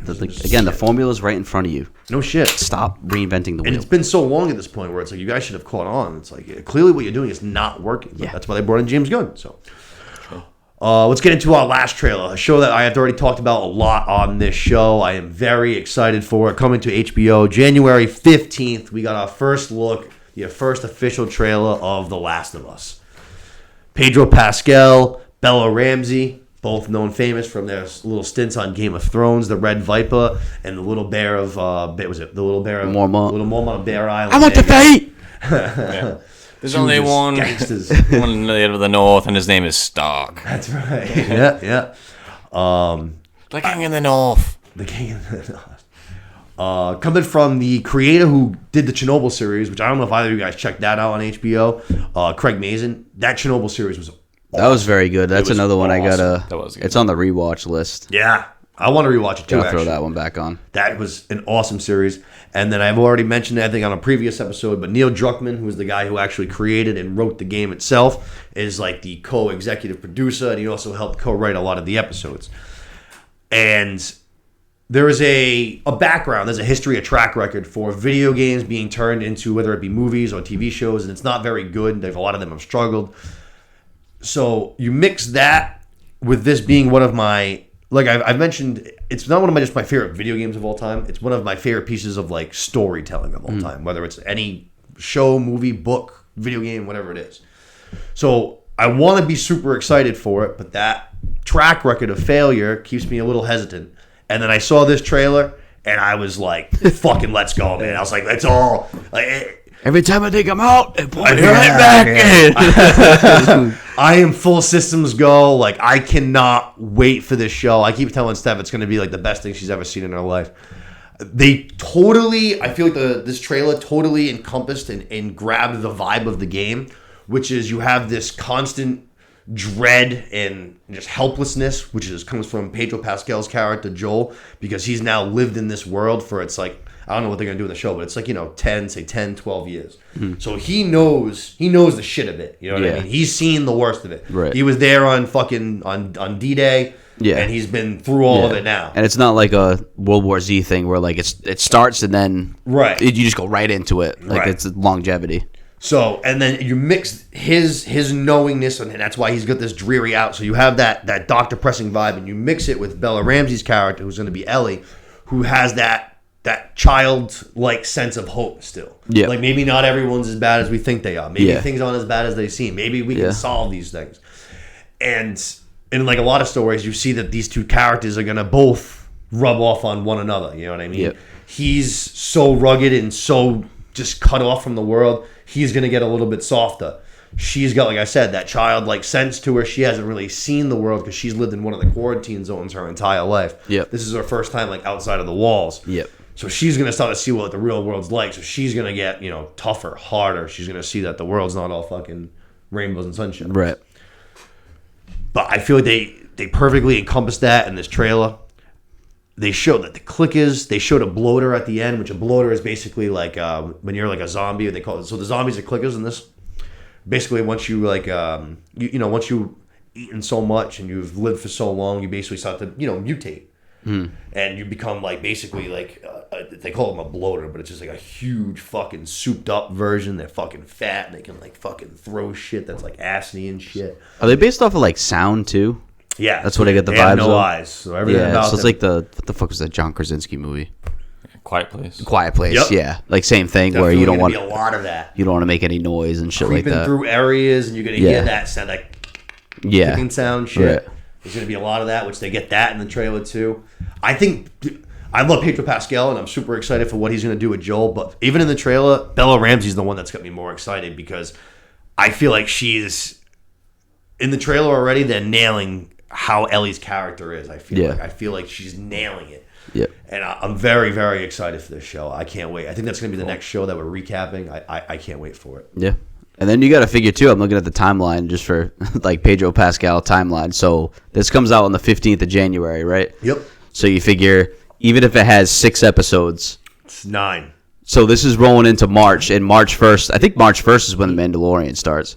Yeah. So he like is literally literally just rolling right into the end of this show into the fucking Mandalorian. Right in the Pedro. I'm him. I'm just kicked back like this, just just like watching. He's like, yeah, this is my fucking time to shine. So that's gonna be a fucking great time for him. Yeah, no doubt. He's great. He deserves it. He sure does. He's the man. I can't wait to see him as Joel because let me tell you, man, Joel is he's a hard motherfucker, dude. He, like I said, he's experienced a lot of shit. To survive this long in this world, it's taken. He's not necessarily a good guy. Honestly, we've talked about a lot with Andor. The rebellion has to get their hands dirty too. Just because he's the quote unquote good guy, he hasn't gotten this far along in this world by doing the good thing. His hands are dirty. Yeah, very dirty. Reluctant hero. A lot of blood on him. So I want to see how Pedro Pascal encompasses that. You know what I mean? Yeah, I've never played the game, but I've heard from so many people how life changing it is. It's like one of the best games a lot of people have ever played. It's awesome. And I think it's like shot as one continuous shot too, right? It's like a. Oh, I don't know. Could be. No, I have no idea. They did in the filming. And just in the video game, I think it is. Oh, yeah. I get you. Like kind of God of War style. Yeah.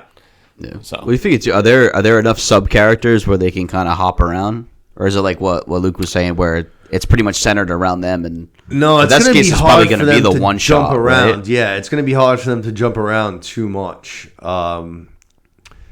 Because it's really just their story that you're going to be focusing in on the whole time, unless they introduce some kind of a new character. But everything I've even seen in the casting, everything seems like it's on point, right to the show. Yeah. And Neil Druckmann himself came out and he said that this is going to be the most like on par to its actual predecessor, like as far as scene by scene, Nice. video game to screen. So I think that'll be interesting too. That it's literally going to be a whole how many TV shows do you get where it's just the same, like you were saying, like just one shot continual thing? Yeah.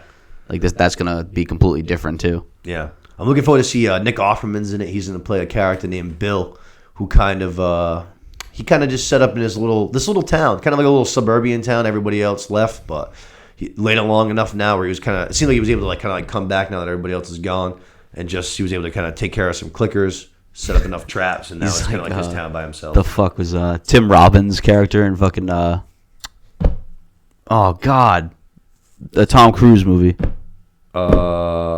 Shit. War of the Worlds?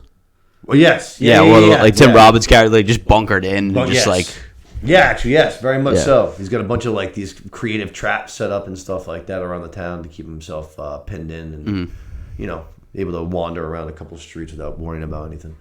But I'm looking forward to seeing his character. I'm looking forward. I can't wait for the show. I really can't. Honestly, my only problem with the trailer, you guys both watched this trailer, right?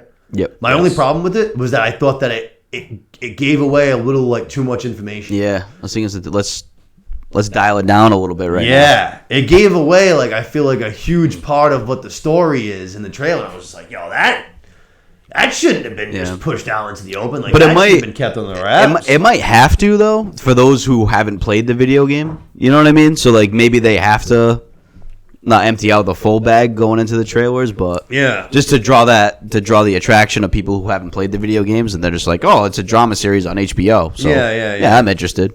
Maybe that was the only thing I said. That as soon as I said that, this stuff, I was like, yo, what the fuck? I was like, give it away. That's a big giveaway there. Yeah, we're showing some things. Whoa. Like, what the hell's going on here? That was my only thing that bothered me a little bit, but. This show cannot come soon enough. I'm all in now. I'm very, very, very excited. I can't wait. Yeah, should be a good one. Like I said, that's going to be the next one. I think we'll be recapping. So nice month and like 5 weeks. 5 weeks off. But yeah, January 15th coming to HBO. That's going to be it's going to be a good one. Is season 1 going to cover like the whole first game? I don't know. Yeah. That's a good question. I don't know. I do not know. Yeah. I think it might because there was actually a couple of scenes even in this trailer that were real quick towards the end. That'll be if they're what I think they are, they'll be later on in the season. You know what I'm saying? Mm-hmm.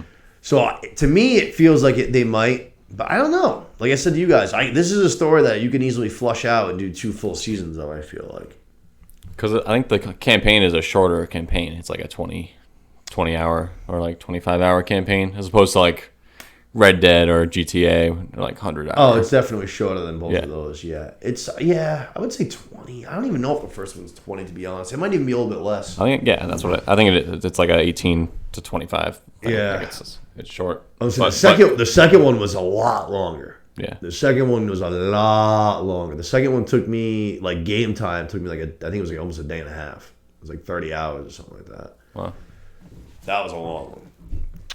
But I don't know. It's a good question, Luke. I think I've talked about it before, but there's a couple of good points in the game where they could lead off, and I think it'd be a really good lead off point. But I don't know. They could easily also do the whole thing in one season too. Maybe I don't know. Mm-hmm. If they do the whole thing in one season, I think that goes more to what you were asking about as far as if there'll be more of a one shot as far as going to other characters. I think if it is just one season, it'll be really just focused on Joel and Ellie. You know what I'm saying?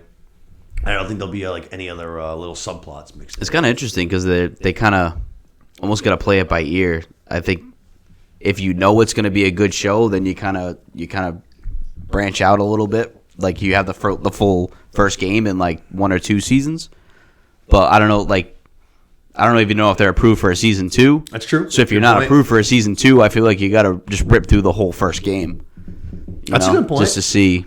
No, that's a good call. That's a good call. I know HBO, a lot of them right now, they're kind of seems like a wait and see mode for approving another season. Yep. I've heard that HBO is very excited though about this. I've heard the executives seen, obviously they see cuts before fucking we do and shit like that. But I've heard that the executives at HBO are very excited. And if they don't make another game, I don't see anything wrong with just ripping through the whole first game in season 1 and the whole second game in season 2. Yeah, could absolutely do it. Honestly, You have that's two good fucking awesome seasons, and then that's it. I don't want to give away. Well, I mean, I guess I can give away some things, but if they want to just completely cut the second character in the second game just straight up out of the show and just keep it Ellie, that would be fucking fantastic. Because I don't need Abby at all. I don't need that bitch at all, man. The second game is literally split into two halves, and the second one you play as a character who I fucking wanted to die the whole time. I just kept playing, and I was like, I hope I die. I was like, I hope I die. You like went to restart missions just so that you could see her like get fucking blown up. Oh man, the second game will be interesting because it was still good. It was still good. It just wasn't the first one. The first one, man, I have a feeling I'm very interested to see how good that they nail it. But I feel like if they do as good as they do with the first game, right away, right out of the gate, as soon as this show opens, it's gonna fucking stop pulling at your heartstrings. Right away. Yeah, love that though. Instantaneously. Yeah. Because let me tell you, 12 minutes into the game, the first time I played it, I was like, no! Holy shit. No! Is it getting dusty in here? What's going on? He's man? cutting onions in there. Holy shit. Like, yo, what the hell are we playing? I thought this was a zombie game. But I can't wait. I cannot wait. From there, let's dive into the meat. That's all of the news and trailer talk that I had. Carne. This is we'll start with 1899 because I don't have too much. I only watched one more episode from last week. What happened in this one? It's all a blur for me. So where are you at? So still haven't caught up on this one. So this is all right. Yeah. So this is a good time. This is a good time for you to step out. This is when I'm making fantasy football acquisitions. Just to keep distracted. So this was a big episode as far as my actual theory of it being, kind of a evil scientist running experiments on a facility kind of thing. The captain, the character I like. I don't know his name in this, but I call him the captain. They call him Ike. EYCK is his last name. I always call him Jonas because that's his name from Dark. Yeah. But Jonas and the doctor, they basically climb through the cabinet and they end up at Qyburn's medical facility. But it's in like an alternate universe kind of a thing. There's nobody there. It's abandoned and stuff. Yeah. So I was like, oh, this is kind of give me Loki vibes. I don't know, in another dimension, another the multiverse kind of a shit. Yeah. But I was like, all right, this is very trippy. And then we have the other trench coat character, the one who's using the remote control. He follows them through kind of a thing. That was all very, very cool. I was very into this episode. And then the ending was wild because the episode ended with basically a graveyard of all of the all of it seemed like the failed experiments, basically the failed ship experiments. Yeah, there was just a whole hundreds of the same. What's the ship called again? Prometheus. Prometheus, yeah. Prometheus. Yeah. Hundreds of them. Graveyard, yeah. A bunch of failed experiments. And that's where Ike is stuck at the end, right? Yes. Yeah. Yes. So they got again actually kind of low-key vibes, when they get sent away there at the end. Yeah. Shit's wild. Yeah, and it just escalated the whole story too. You're like, this might be weird, might be some crazy shit going on, and then they walk through a freaking portal at the end of the tile tunnel, and go to these locations that they somehow recognize, and it's all bizarre. Very, very cool. I'm starting to think. I had thoughts now. I'm starting to think that Qyburn's he might be the guy in the trench coat or something like that. Maybe he's here on the ship. That could be totally off, but I don't know. I was just thinking if he's running these experiments. Well, I guess he is watching on the monitors. We did see the monitor. That was at the end of episode 2. We haven't ever gone back to those monitors. Right. So I guess he could be watching on those. But I was starting to get the vibe that maybe he was doing more of a hands-on watching. You know what I mean? Kind of almost trying to make sure people go into the right places. Yeah. Because obviously he's the one that's running these tests. So he's trying to, you would imagine, get some kind of end result that he's looking to get. So I was thinking maybe he's actually there, trying to push the people into the right directions. And I don't know, the trench coat guy, he had that, I don't know, the wispy hair kind of a thing. I was like, this could be a young Qyburn maybe. Yeah, no, that's a good theory. Something like that. I can tell you that a lot of those questions will not be fully answered. We don't fully know. Yeah. Yeah. We don't fully know what everybody's situation is, but yeah, no, that's a really fun part. That's where I stopped too. Also after episode 6. Episode 6. And then I watched 7 and 8 back to back because it's hard to not watch the finale after you watch the second to last. The finale. Yeah. Yeah, no, I hear you. I wanted to dive in a couple times, but it was just never the right timing this week. We talked about that with these shows. Everything's got to be right. You know what I mean? The mood, the brain, ready to pay attention. Gotta be right. Yeah. You got to be in the right groove. I hope. Hadn't come. Do you think it's going to be on your list at all, Mitz? Maybe some 1899? Yeah, it's going to be on there. It's a matter of when I can do it. Yeah.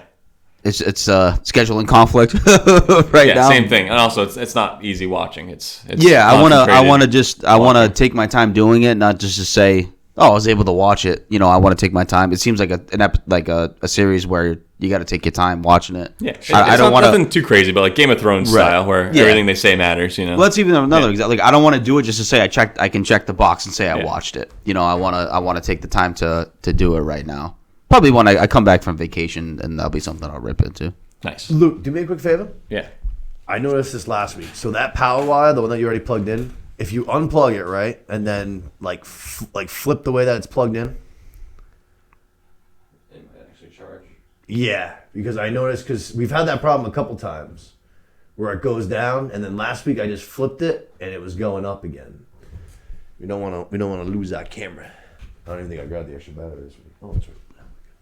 Let's see if Now, is this one while you're doing that? Is this one that I've heard some people say that this is nowhere close to dark?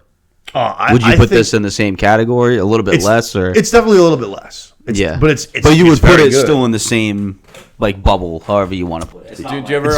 It's very good. Way Did you ever down watch Alt Shift X on YouTube? He's one of the better. No, he's one of the better like analysts of a lot of our shows that we watch too. Yeah, but he did a post season episode on it, and he said it was surprisingly just as good as like the later seasons of Dark to him. He thought season 1 of Dark wasn't as good as 2 and 3, which is really? That's what he said. Oh no way! No, I haven't seen it. No way! Season 1 of Dark the fucking best? hits different. Okay. That shit gets you. I mean, it got me fucking. My brain was exploding every other episode. I couldn't fucking turn away.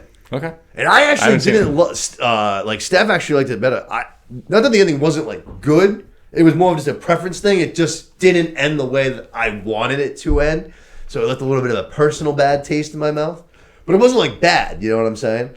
It was just more, like I said, it was more of a personal thing. I was like, I came away. I was like, all right, I get it. Like I get it. It's a good ending. Not for me. Damn. It was good. Damn it. Not what I wanted. Darn. But you know, it is what it is. But no, to Seth's question, to me, Dark is one of my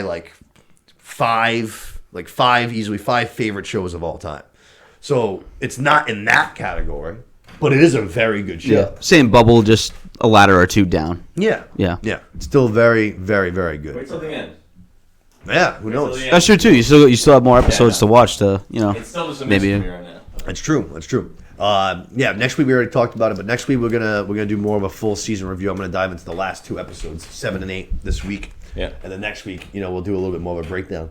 Next week we also got Mr. Rogers is gonna be going on a nice vacation. He's gonna be going on a cruise. I'm gonna be on site. I'm gonna go to James Cameron house. We gotta have a fucking talk, Mr. Cameron. Flapping your gums this whole time. Listen here, Aquaman. Yeah. Listen here, Aquaman. We get the return of Mr. Ledoux next week, making his return to the podcast. hell yeah. It's been Back. a while. Yep. He's back. I think me, Luke, and Ledoux next week. go. Be a nice time. I don't think we've done that trio yet, have we? No, we've been wanting to do it for a while. All right, nice. What are we talking about? We We need some Lord of the Rings on there somehow. Yeah, no, we're gonna get Ledoux's closing thoughts on Game of Thrones, Lord of the Rings. He's also checked out a couple of classics that he just had never watched before, so I definitely want to get he had never seen Goodfellas until this week.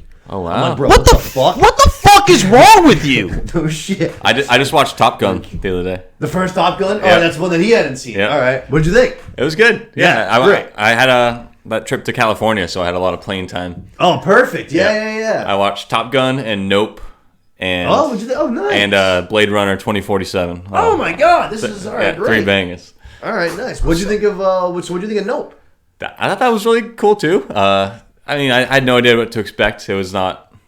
I don't know. It was not what I thought it was going to be. Yeah. But it was really cool, and not as good as Us, or especially not as good as Get Out. To Yeah. me. I think Get Out's the most elite one. That I agree. I Jordan think Peele's you just made. nailed those rankings. Yeah. But still good and Still good. really unique and cool shot. And he also loves just giving homages to stuff. So he's obviously calling back to his African American heritage, and then also film he uses 10 different cameras in the movie, and I don't know, a ton of symbolism. It's very Camera very work's cool. great. Well done, yeah. And just the whole concept of UFO being like an organism. It's like wild. Yeah, very cool. Yeah. Actually, kind of a little bit like you mentioned the movie War of the Worlds, sort of in a way.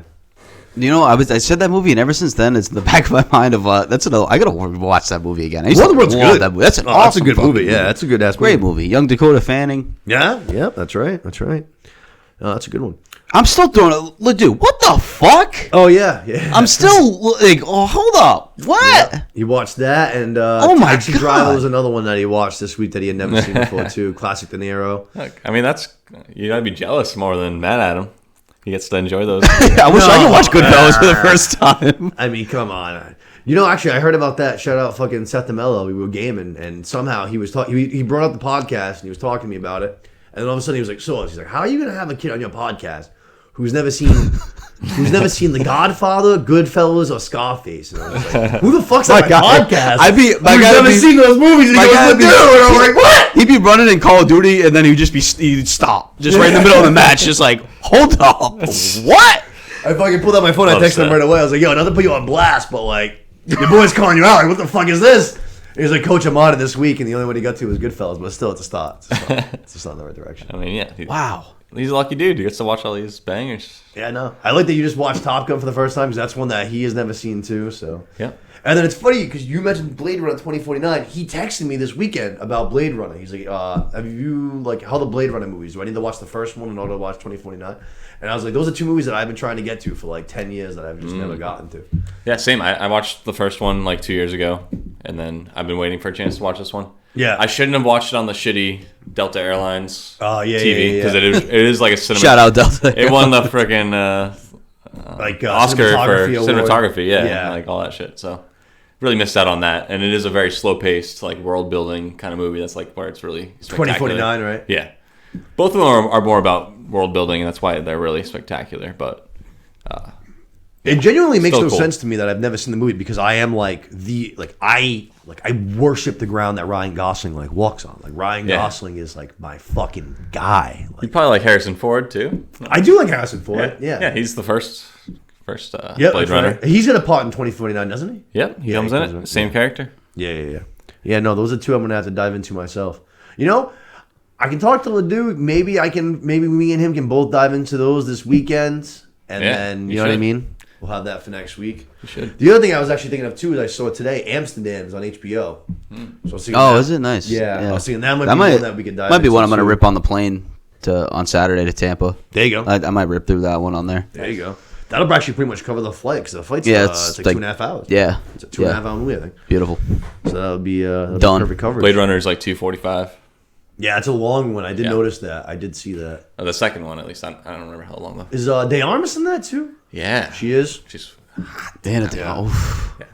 I thought so. That's kind of when she was. That was like young her too, right? That was when she was kind of just first coming up. yeah, I think it's like 2017. So, and Yeah. I didn't see it sounds until now. So the first thing I really saw her in was Knives Out, and I What- was War blown away Dogs. by her in that. War Dogs was the first one to me. And then she- Oh, you're right. I Yeah. forget that she's even in there. Yeah, she's Miles Teller's love That's interest right. in War Dogs. I forgot all about that. Good call. That's right. That's a good call. And then she's smoking in the new James Bond movie too. I haven't seen that. Yeah, She's I haven't seen that. the Bond girl in this one. No, I haven't. Secondary Bond. James Bond. Those movies. They've never done it for you. Yeah. I always Never like done it them. for you. Yeah, I love them. There's not good ones, but I like them, especially Daniel Craig. He's got like 4 really good ones. I don't like movies where like I don't know. I guess I shouldn't say that you know what's gonna happen, but like I don't know. I do know what's gonna happen. Like, I do know what. But like, if the formula's there, it's another one for me. If the formula's there, they just keep running through it. yeah. I We mean, get it. He has you watch sex. With, superhero he has movies. sex with the bad girl who's Yep. a villain, and then he Gets kills in a tough- her. He gets in a tough situation every time. He Yeah. always gets in a pickle Superhero in movies, prison man. of some You love kind. those. I know. That's why I said I don't want to necessarily say that because you're right. I know that I can definitely be criticized here for saying that. But like Seth said, he always like gets the girl who's a little bit devious. He always gets into a pickle. He always gets out of it. Like Yeah. I don't know. And action movies aren't necessarily my forte either. Like sometimes if I'm in the right mood for it, I can. All right, let's go. What's some action scenes? But for action's sake has never really done it for me too much. That's why I love all these new like action comedies, like Ryan Reynolds. That's why like Ryan Reynolds is my guy. Perfect example. If you mix like the two of them together, that's when I saw. I'm like, all right, I got you. Now we're talking. Yeah. But like I said, next week we'll do a nice season 1 review, a little wrap up. Me and Lukey, we'll definitely do that.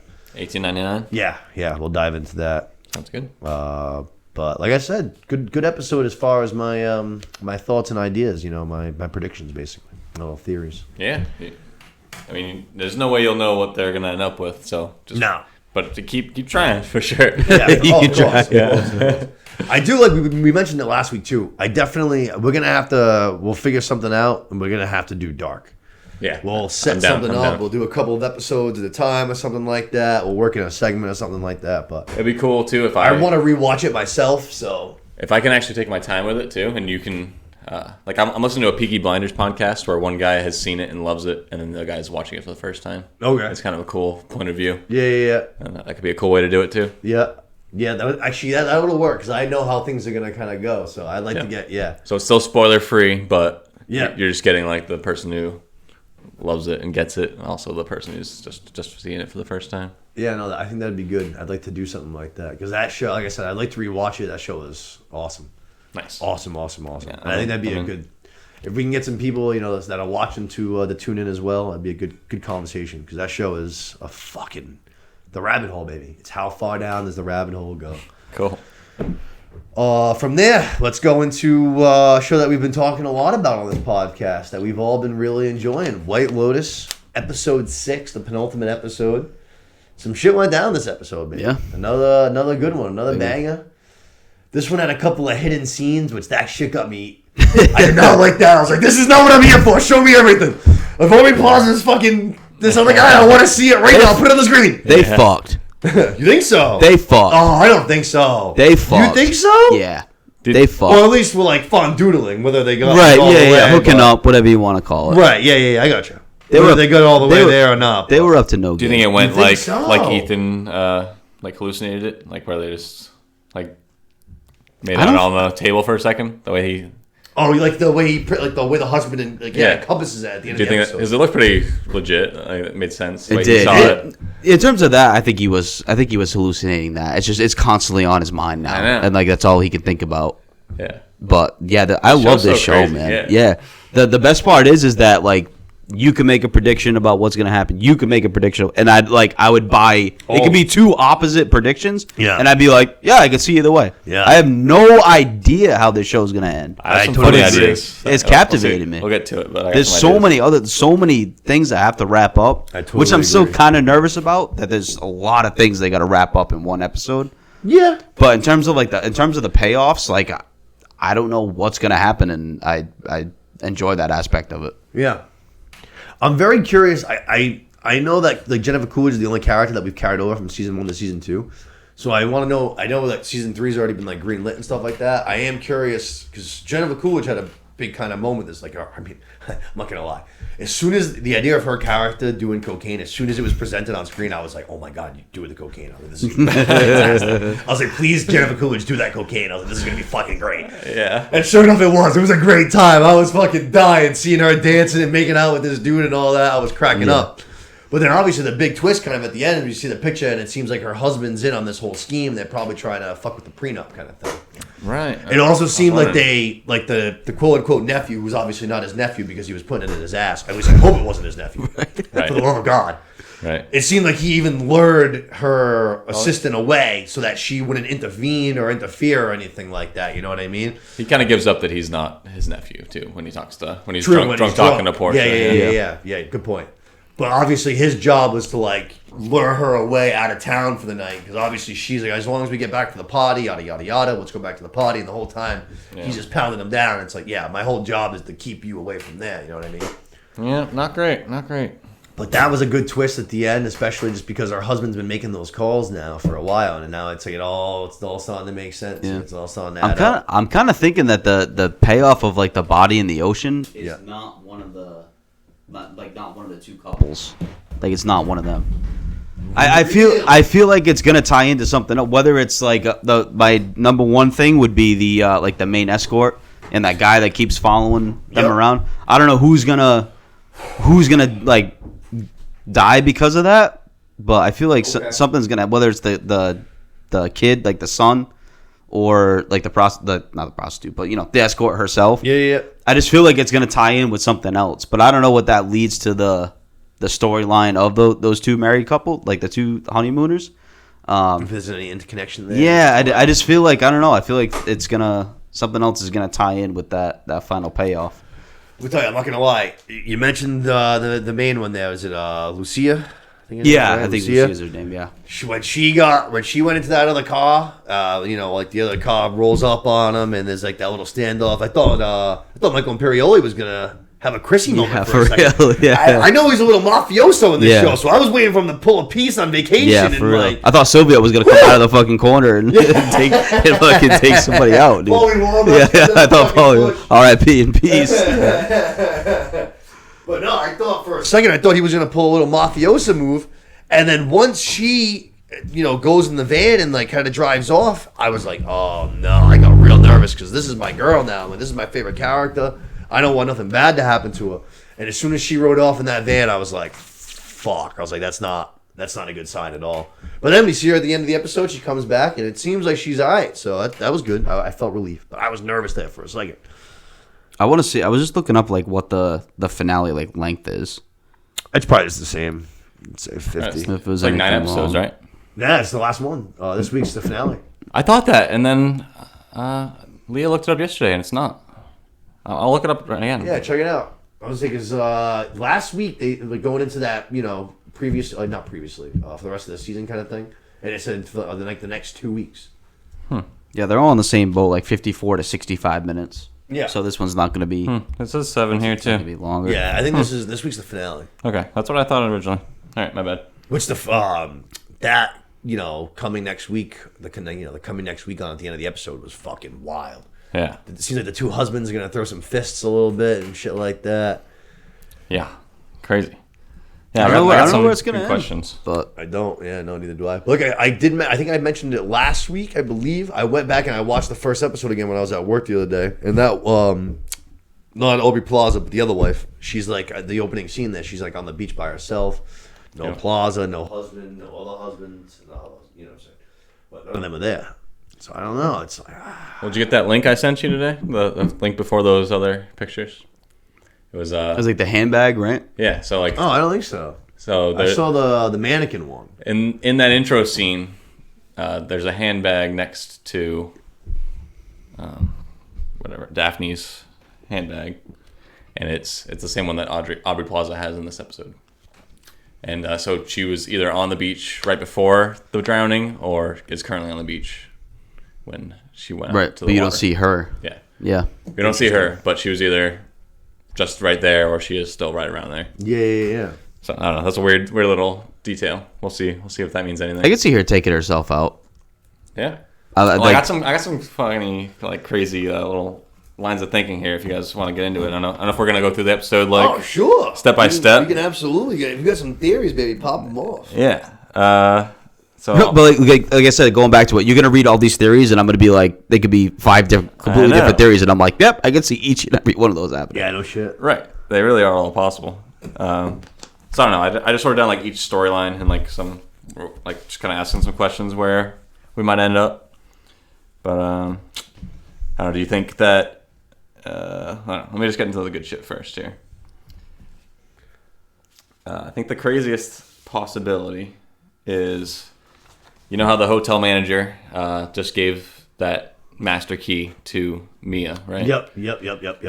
It's very similar to season 1 where that guy Kai or whatever got the master key and they went and banged in the extra room, right? Yep. And he ends up being the one that gets burned. It's like the lower class guy gets burned, and it doesn't work out for him. He's the only one that has a bad time in the story, pretty much. I think maybe they're going to use that key to sneak into Ethan or Cam's room Yeah. and try to get the money that they're owed. Yeah, that makes sense. And then somebody walks in during that, and maybe there's some sort of a big confrontation there. Either whether it's Ethan walking in thinking that they're with somebody, or Right. I don't know, or if it's I don't remember Ethan's. Just say like wife's Daphne name. walks in and it's the two escorts that are there talking to exactly. It the would other be guy. in Ethan's room because that's where they had met up the first time. Yeah, I don't know. That could be some crazy shit going on there. I think Aubrey Plaza would snap if she saw that. Like her character would absolutely lose it. Right, they're just like chilling in the room, snooping Yeah. around and stuff. Yeah. So I think that's totally like I could definitely happen. yeah, and it just mirrors the first season too, and we'll see if they do the same thing where the lower class person like gets the shaft and the rich snobby people make it out fine in the end. You know. That's typically how it goes. Yeah. Typically the way of the world. And then for like Tanya, wondering if she's gonna be just like screwed out of her prenup, or is she gonna get murked out? Yeah. Right? Because I was looking into prenups, and apparently, like most prenups are not bad for the rich person at all. Like, there's no reason. There's no reason for them to be like, if I cheat on you, then you get half my shit. There might be like a clause for like a small amount if that happens. But, Okay. Yeah. But the rich person has all the power. She is a crazy person and is also That's desperate true. for love. No, that's a So that's maybe a great, maybe that's a great not, point. Maybe that's not how she made her prenup. But Yeah. she probably also has lawyers and shit. I could definitely see that. So I thought maybe that they're trying to kill her, and maybe they're trying to just make her judgment seem really flawed on this throughout this whole night. And he already is removed from the situation by a couple days, and she went to a different area and like all this shit. So maybe they're trying to kill her. Now that's one person that I would be surprised if it was her that died. If it was Jennifer Coolidge that died, I'd be pretty shocked. Yeah, I would be surprised, but it's also I don't know. Like I don't know how else they would get a lot of money out of it. Unless it's a weird situation with the prenup, which would be a weird thing. Right. But That's a good point, though. All right. and then also with like the cowboy picture thing, right? Mm-hmm. Greg's there. Was all this whole gay crew at White Lotus in Hawaii too, where they're trying to find rich, desperate, middle-aged woman. Yeah, fuck everything up. Was that his friends that he saw that he ditched to go fishing and like he was meeting up with them later or whatever? Yeah. I don't know. That's a possibility. Yeah, maybe. You know what is interesting though is as soon as Jennifer Coolidge arrived at this new one in Sicily, she's there with her assistant, and the husband's pissed. I mean, he's like, Right, send why is her she away. here? You know what I mean? Yeah. She wants like Coolidge to be like free of Isolated. Exactly. Yeah. Yeah. Let her make her own decisions. Yeah. For better or worse. Right away, this was already in the works. It seemed like right away. That's a good point. Yeah, and I'm wondering who might be the dead person as well. So like, I think Jack is a good candidate for it. He's the British dude. Okay. His first scene where he's introduced is when he's swimming in a pool. Yep. And then I think he's been swimming one other time, and then he also is in a boat a lot and shit. It's kind of like that. And then he's also the lower class person who It also seems might get fucking screwed in the end. depressed. Right. Yeah, that's the his biggest monologue. And thing. I don't know, it seems like this is such a fucking social commentary depressed. show that they kind of like push it towards that. Yeah, I got you. But that could also just be what they did the first season, and the second season they'll do the opposite. You never know. Yeah. You could think like the pianist could be back too, like the original one. You know, he just got sent off to the hospital. Yeah. Yeah, he Could totally he be could. back for the finale and have a role in it? Like I said, there's so many possibilities. I just have no idea where it's gonna end. I know. I'm hoping that the wives just knock off their husbands. Yeah, That's what I want. I want Aubrey Plaza and the other girl to just knock off both their husbands. It could also be the pimp doing something. He has to do something else from where he's been, right? Yeah. And then also the grandpa seemed like he was depressed. He sure Yeah, did. right. Maybe Like, there's so so many maybe toys. he'll do something bad. I don't know. Yeah. Or yeah, like we said, like some sort of incident with Lucia and Mia, or Cam or Ethan or Harper at the hotel room. The opening scene in the first episode is very, like, it draws a lot of questions in itself because of the way that the conversation happens. Like, it's Rocco and the hotel manager, but he says that one person's drowned. And he said, but no, you don't understand. Like, there's multiple guests that are dead. And she's like, he doesn't say that multiple guests have drowned. You know what I'm saying? Right. So Okay. it's like Yeah. we found a body in the ocean, but like We also there found are one in the hotel. bodies, right? Yeah. Because she even actually says, yeah, I think that's almost what they're insinuating. Because she says they died in the ocean. The ocean's not our property. With the hotel's all set. Yeah. And he goes, no, you don't understand. There's multiple guests that are dead. And she's like, well, how many guests are dead? And he goes, a few. So that, like you just said, insinuates to me that this body was found in the ocean, but there are other ones found inside the hotel or at least on hotel property, wherever it may be. Yeah. I mean, there's not many people that are safe, I feel like. Daphne's obviously safe because she saw the body. Yep. I think the assistant, Portia, she's probably safe. Can't imagine her going out. Yeah, I'd be surprised if Portia goes out. I'd agree with that. I think Portia's probably safe. Might just be those two. Like, legitimately might be those two that I would say are safe. Hotel manager is safe. Yeah, that's about it. Maybe. Yeah. Sure. But yeah, it could. Yeah, any of the 3-generation vacation guys could be. Yeah. Definitely. I think the youngest son could get caught up in the pimp. Yeah. They could take him out. He seems like such Why like is the pimp mad also? Because like she's been paid for everything except for that 1,300 euros.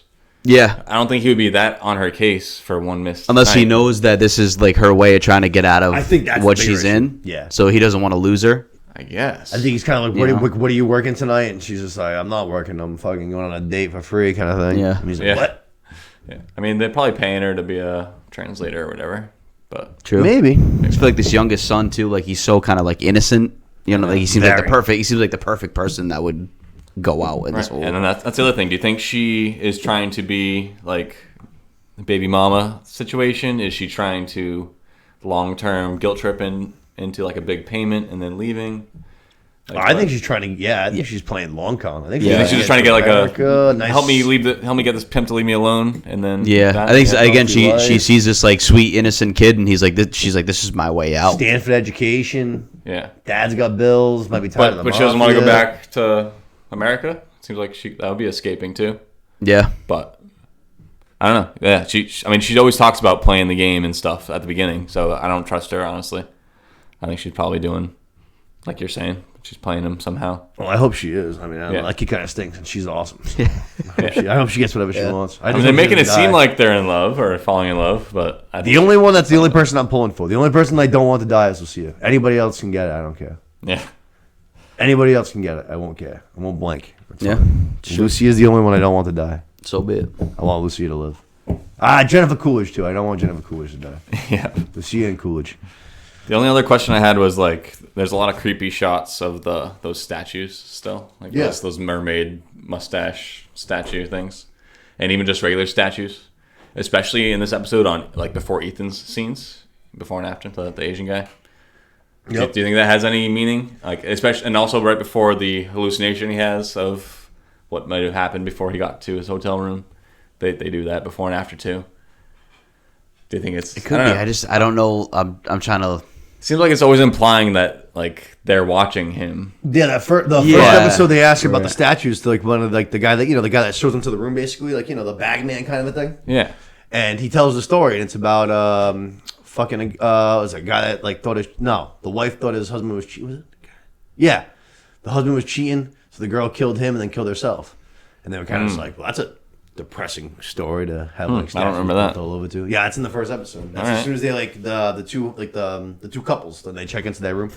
It's like right before he goes, and there's this nice little feature. This door opens up and you can connect the two rooms. And they're like, oh, cool. And Ari Plaza's like, no, we're good. Yeah. We'll keep that closed. Yeah.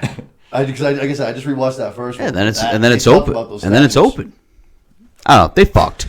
No, Yeah. but that she knows that. probably Like, happened. Aubrey Plaza's not dumb. Like her character's smart. She's a lawyer and shit like that. She knew she was trying to do exactly what he did to her, which was make her go a little bit crazy. She was playing with his emotions. She knew the door thing. Like that's why the door. I don't know. I don't think she did. I think that the whole thing was set up. I think she like opened that door because she wants him to think that. You think Cam was going to get his book though? I don't think she wanted like revenge though. Like I don't think that was her tactic was to go to revenge. I think she just wanted the truth, which she said that guy like told her like what happened. Yeah. So I don't think she was gonna play the whole thing of like I'm out for revenge. Yeah. My thought was that Cam was the one that actually went to his room. Like, say they were at the bar having a conversation and whatever. Like, I don't think it was actually his. Maybe it's running to grab him, but for whatever reason, like he went up to his room and then Aubrey Plaza like sees the moment and like was like, oh, perfect. Like I can just follow him up and then run this whole little charade kind of thing. True. Yeah, Maybe like he spying on he was him trying when to he gets in the escape the room. awkward situation. Yeah. Yes. Actually, Yeah. that's a good call. Yeah.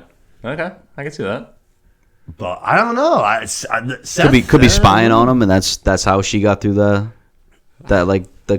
secret door or whatever. Like you said, that's so cool about this show. Like anything's really possible. Bro, the door is wide open. And they do some heavy foreshadowing, and half of it's real, half of it's not. Yeah. Like you don't really know. The other one I sent you guys was that scene in like early on in the season where they're going to the Godfather walkthrough of like everywhere the Godfather was shot. And They go to the restaurant with like there's the girl sitting in a car, and there's a mannequin, and it's reenacting the scene where Michael's wife gets blown up in her car in Italy, and she's wearing the same exact dress that Tanya's wearing. Yes. Yeah, that Tanya's wearing in like the early episode here.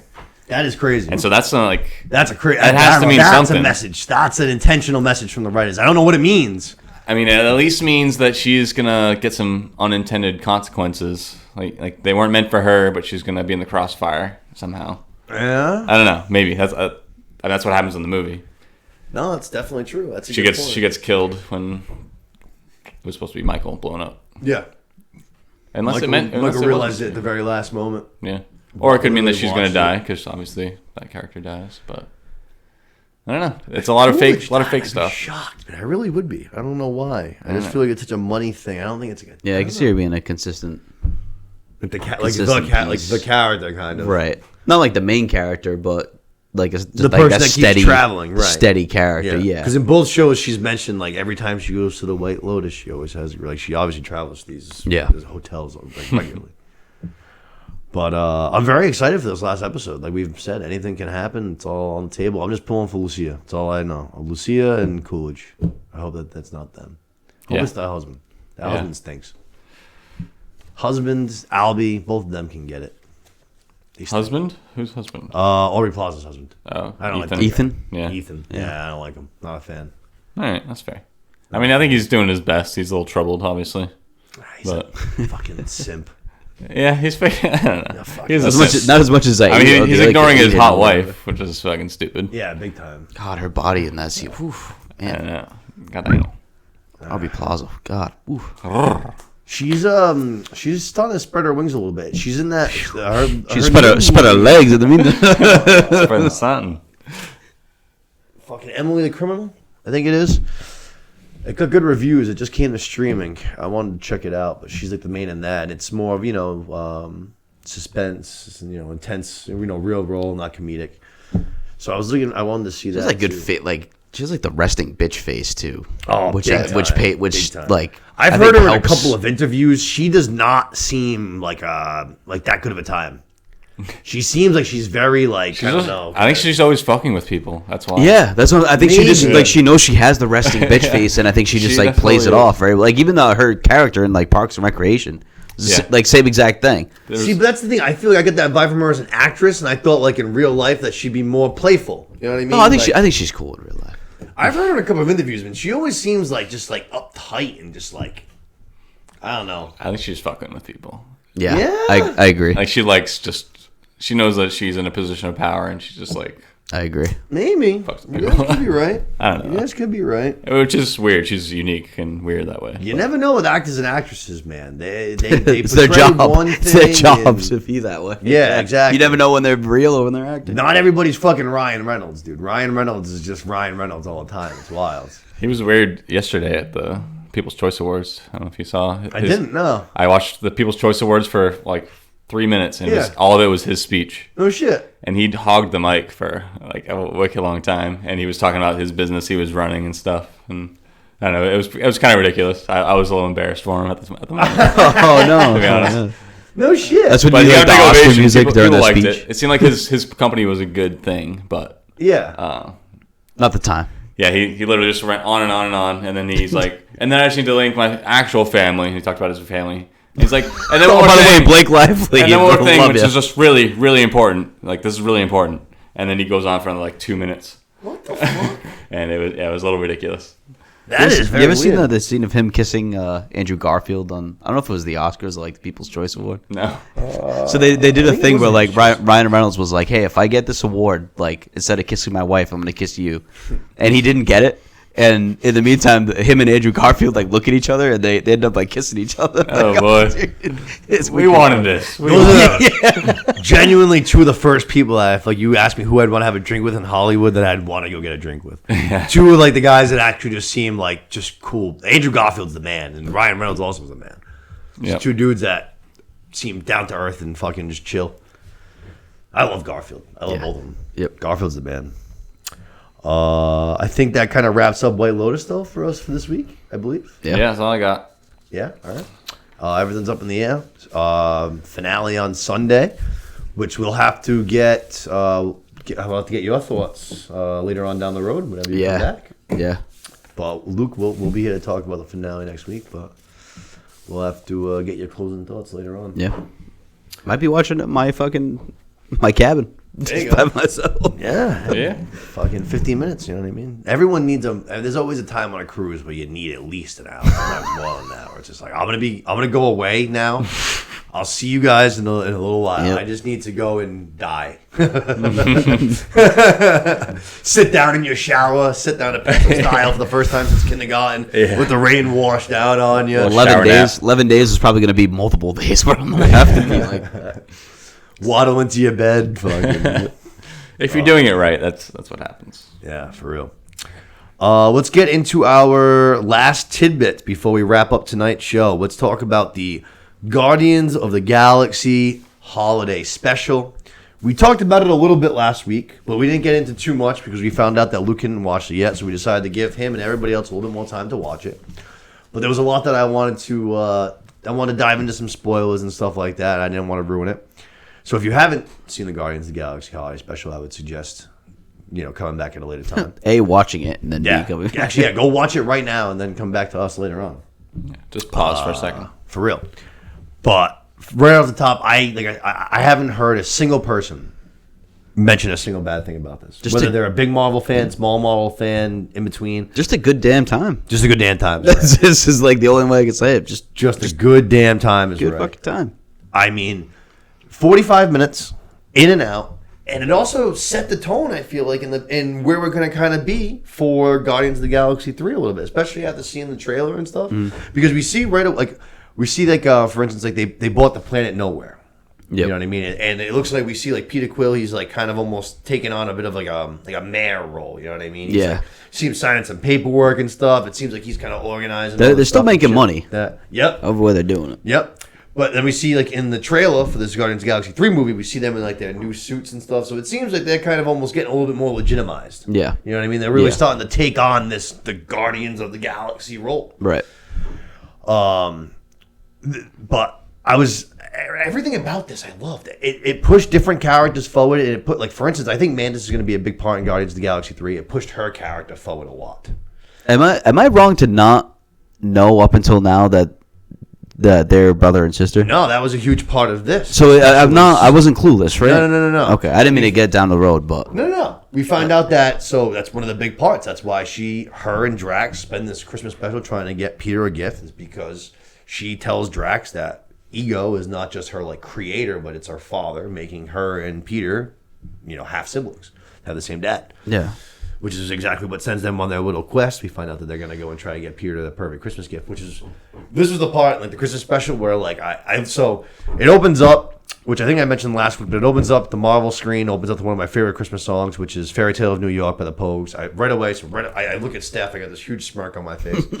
Then we do, the awesome little animation sequence with Yondu, who I love Yondu, we get him back. Then we go into the old 92's first song, which was absolutely awesome. Yep. And then we get this, little bomb kind of dropped on us that her and Peter are siblings. And then we get where we're going with this whole special when Drax goes, well, let's get him like the perfect someone as a gift. And as soon as he said that, like Peter talked about his whole life, I swear to God, dude, I looked at Steph, I like turned like with a huge grin, I was like, we're gonna fucking kidnap Kevin Bacon. Yeah, we get Kevin. And then it goes right to Kevin Bacon. I was like, oh my fucking, I started belly laughing. I was like, oh my God, like, we're gonna kidnap Kevin Bacon. This is obscene. I love this show. Like, not the show, but I love the Guardians. Shout out Kevin Good Bacon call. too for taking the role. Like for being all on board. You know what I mean? Yeah. Like I think that's awesome of him. For real. Like, yeah, I let's totally do agree. this. Yeah, fuck it. Man, He could very like, well just be like, yeah, I don't give a fuck, He whatever. saved the whole town by dancing. Yeah, it was fucking great. When He also signed off on the original use of his name too. oh yeah, I'm sure that they did. Yeah, just Right. to use him as actually like his his actual self in the storylines. Yeah. But that was, I mean, as soon as they did that, I was dying. Like I couldn't stop. He does have some Marvel tie-ins too. He's Sebastian X-Men. Shaw. Yeah. Yeah. So, he wasn't completely out of the dark. That's right. As soon as right after like they established that they're going after Kevin Bacon, that whole sequence I actually really liked a lot. The whole thing made me laugh, which obviously I laughed through with the majority of this, but them showing up at Kevin Bacon's house and they're like pushing the alarm, and I don't know exactly what Mantis says, but Drax just reiterates her, and then Kevin Bacon's like, "All right, guys, like you gotta get out of here." And she just looks at like Drax, and she's like, "Way to go! Like you're skating away, you idiot!" And they just like fucking. She's like, "Can you throw me over the fence?" And he just fucking lobs her over right away. They grab the candy cane and the little guy. Then once they pound through what really made me laugh, they pound through Kevin Bacon's door, and Kevin Bacon starts running. He turns into his house and starts running, and he throws down the Christmas tree like behind him as like some kind of a barrier. Like that's gonna like that would stop even like a small dog. Right, yeah. You know what I mean? Yeah. Fucking child would step over that tree. Kevin Bacon's escape was pretty cool though. He ended up like jumping off the balcony into the fire. I was like, "Oh shit, okay, Kevin Bacon." He's done this before, where he's had fan favorites who are obsessed with him. Like he knows how to get out of it in case something happens. We also at this you got to see some of Mantis's martial arts skills, which at this point we've only seen her really do like the mind control stuff, But we see that they're just cops, but whatever. She's fucking. She can get down. Yeah. She was using them as like a shield, dodging bullets, like karate kicking shit like that. So oh shit, all right, Mantis. Yep. Which she's supposed to be like this martial arts expert. The Drax getting shot was fun. Just like laughing, like it tickles him. And shit. Right. That stuff was Getting lit hysterical. up too. Yeah. Absolutely lit up. Great. Once they get him on the plane and they find out that he's an actor and they're like disgusted by it, they're like, "We get him the worst gift ever." Yeah. I hate when they pretend to be somebody else. Yeah. She's like, "Kevin Bacon, be yourself, but be better." I love Kevin Bacon too. He's like fucking. There's one point where he's just like, I feel like normally I'd be pissed off right now, but I don't know. Something about me, I just feel okay. I'm all with it. about it. Yeah, exactly. There was so much, man. This thing was great. It kind of reestablished Mantis and Drax as being a little more powerful than we've seen too. Like, Yeah. right? Gives them a Definitely. little more like street cred. Especially Mantis. Yeah, right. She's only been like situational instead of actually on an assault kind of person. Which Right. They did great there. But don't forget, she legitimately she shut down Thanos in Infinity War. Yeah, I was gonna say that was really the only She- time you saw that. Yeah. She shut down Thanos, which that's no easy task. So that shows how powerful she is. But she's Eagle's creation, which he's obviously like a fucking. Was he a Celestial, right? He's one of the Celestials. Another thing I thought was weird was, like you said, Drax was tickled by the bullets, right? Mm-hmm. But then in the Guardians 3 trailer, when they're on Half-World, right? Yeah. They start, and he whips the kickball at the girl and, like, smacks her. They all start, like, throwing shit at him. And Yeah, the Rock. It's great. He gets hit in the head, and he's very affected by it. He's like, ow, Right. like, holy shit. Yeah. That was strange to me. And at the same time, also, Groot is not reacting at all. Yeah. So it's not like they're just making everybody react. Does he go ow? Or does he go hey? I mean, he, like... Does he go out? I know He like reacts, winces and like comes in. He might say hey, I but thought he went more. I could be wrong. he might say hey, but I mean he instead of just like Laughing again or whatever. he, Yeah. like, Yeah, he's like, I what the definitely fuck? think that is obviously, especially in the trailer sense too. I think that is more for the comedic value because that's the beginning of the trailer. And then from there, it gets so depressing and dark. Yeah. But that scene was, hysterical. Him throwing the dodgeball at that little raccoon girl. And fuck. Or even the scene you were talking about too later on, where he's clearly like injured. Like Yeah. it's obviously not a bullet wound. No, You know what I mean? obviously, Like, there's that something- chest blasters yeah. have got to be more powerful than the human Sure, bullet. yeah. Imagine. Actually, another part that was funny about that scene that I thought was funny. Drax flips that police car, and then Mantis goes over, and Drax had mentioned it earlier. He said that you get to keep your little candy can man, baby. She's like, it's not a man. But then you can tell Mantis ain't sure because like after like the cop car flips, she like puts the candy cane inside the car. She's like, "Is this a man to you?" And he's like, "No." He's like, "I knew it." Yeah. They were really funny the whole time, even in the bar before they went out. Yeah. And they were partying it up. That was funny too. Yep. Yeah. No, they were good. I think too. I think that the relationship that they established in this between the two of them, obviously, even in the Guardians of the Galaxy 2, the character that was the most friendly to her was Drax. Mm-hmm. They obviously, I think, have like the best repertoire. I think that her crying in the trailer, I think that's got to be for Drax. Yeah, I think it's got to be. She seems like devastated, kind of thing. I think that he might be the only one in the group that would get that reaction. it's that close to home. Yeah. That's just my personal opinion, but Yeah. like I said, the Kevin Bacon finding out that he was an actor of the worst gift, that was hysterical. We get him onto the planet. I thought this whole thing was great too. Fucking Groot wheeling him out. That was great. And then he tries to deny. He's like, fucking Peter's like, I just saw you wear him out here. Fuck. Swole Groot. This whole thing was great. It's so funny. I fucking loved this whole thing so much. This end scene was great. Kevin Bacon decides to stick around even after Mantis pulls off the little head game, because it's my guy. It's James Gunn's brother, Sean Gunn. What's his character's name? He's got the fin now. I was saying he's Kraglin. Kraglin, thank you, Kraglin. He's still trying to figure out the fin. Yeah, but he tells. He seems like a main character. At Christmas. Yeah, Kraglin's great. He's also the narrator of this story, right? At the beginning, the little cartoon scene he is. Yeah. So he is, and at the end too. Yeah, Kraglin. I like Kraglin. I like Sean Gunn. He's a good character. I didn't realize he was Sean Gunn. Yeah, me neither. Didn't know that was his brother. Cool. Oh yeah, it's his brother. He plays like in Suicide Squad. He's the fucking. He drowns at the very beginning. Does he have like the detachable arms? No. He's the. Oh my god! They jump out of the ship. He's the one that drowns. He's like he's an animal. Fucking Pete Davidson thinks he's a werewolf. The like rat thing. Yeah. Not Mongoose. yeah. I can't fucking think of his goddamn name. Fuck.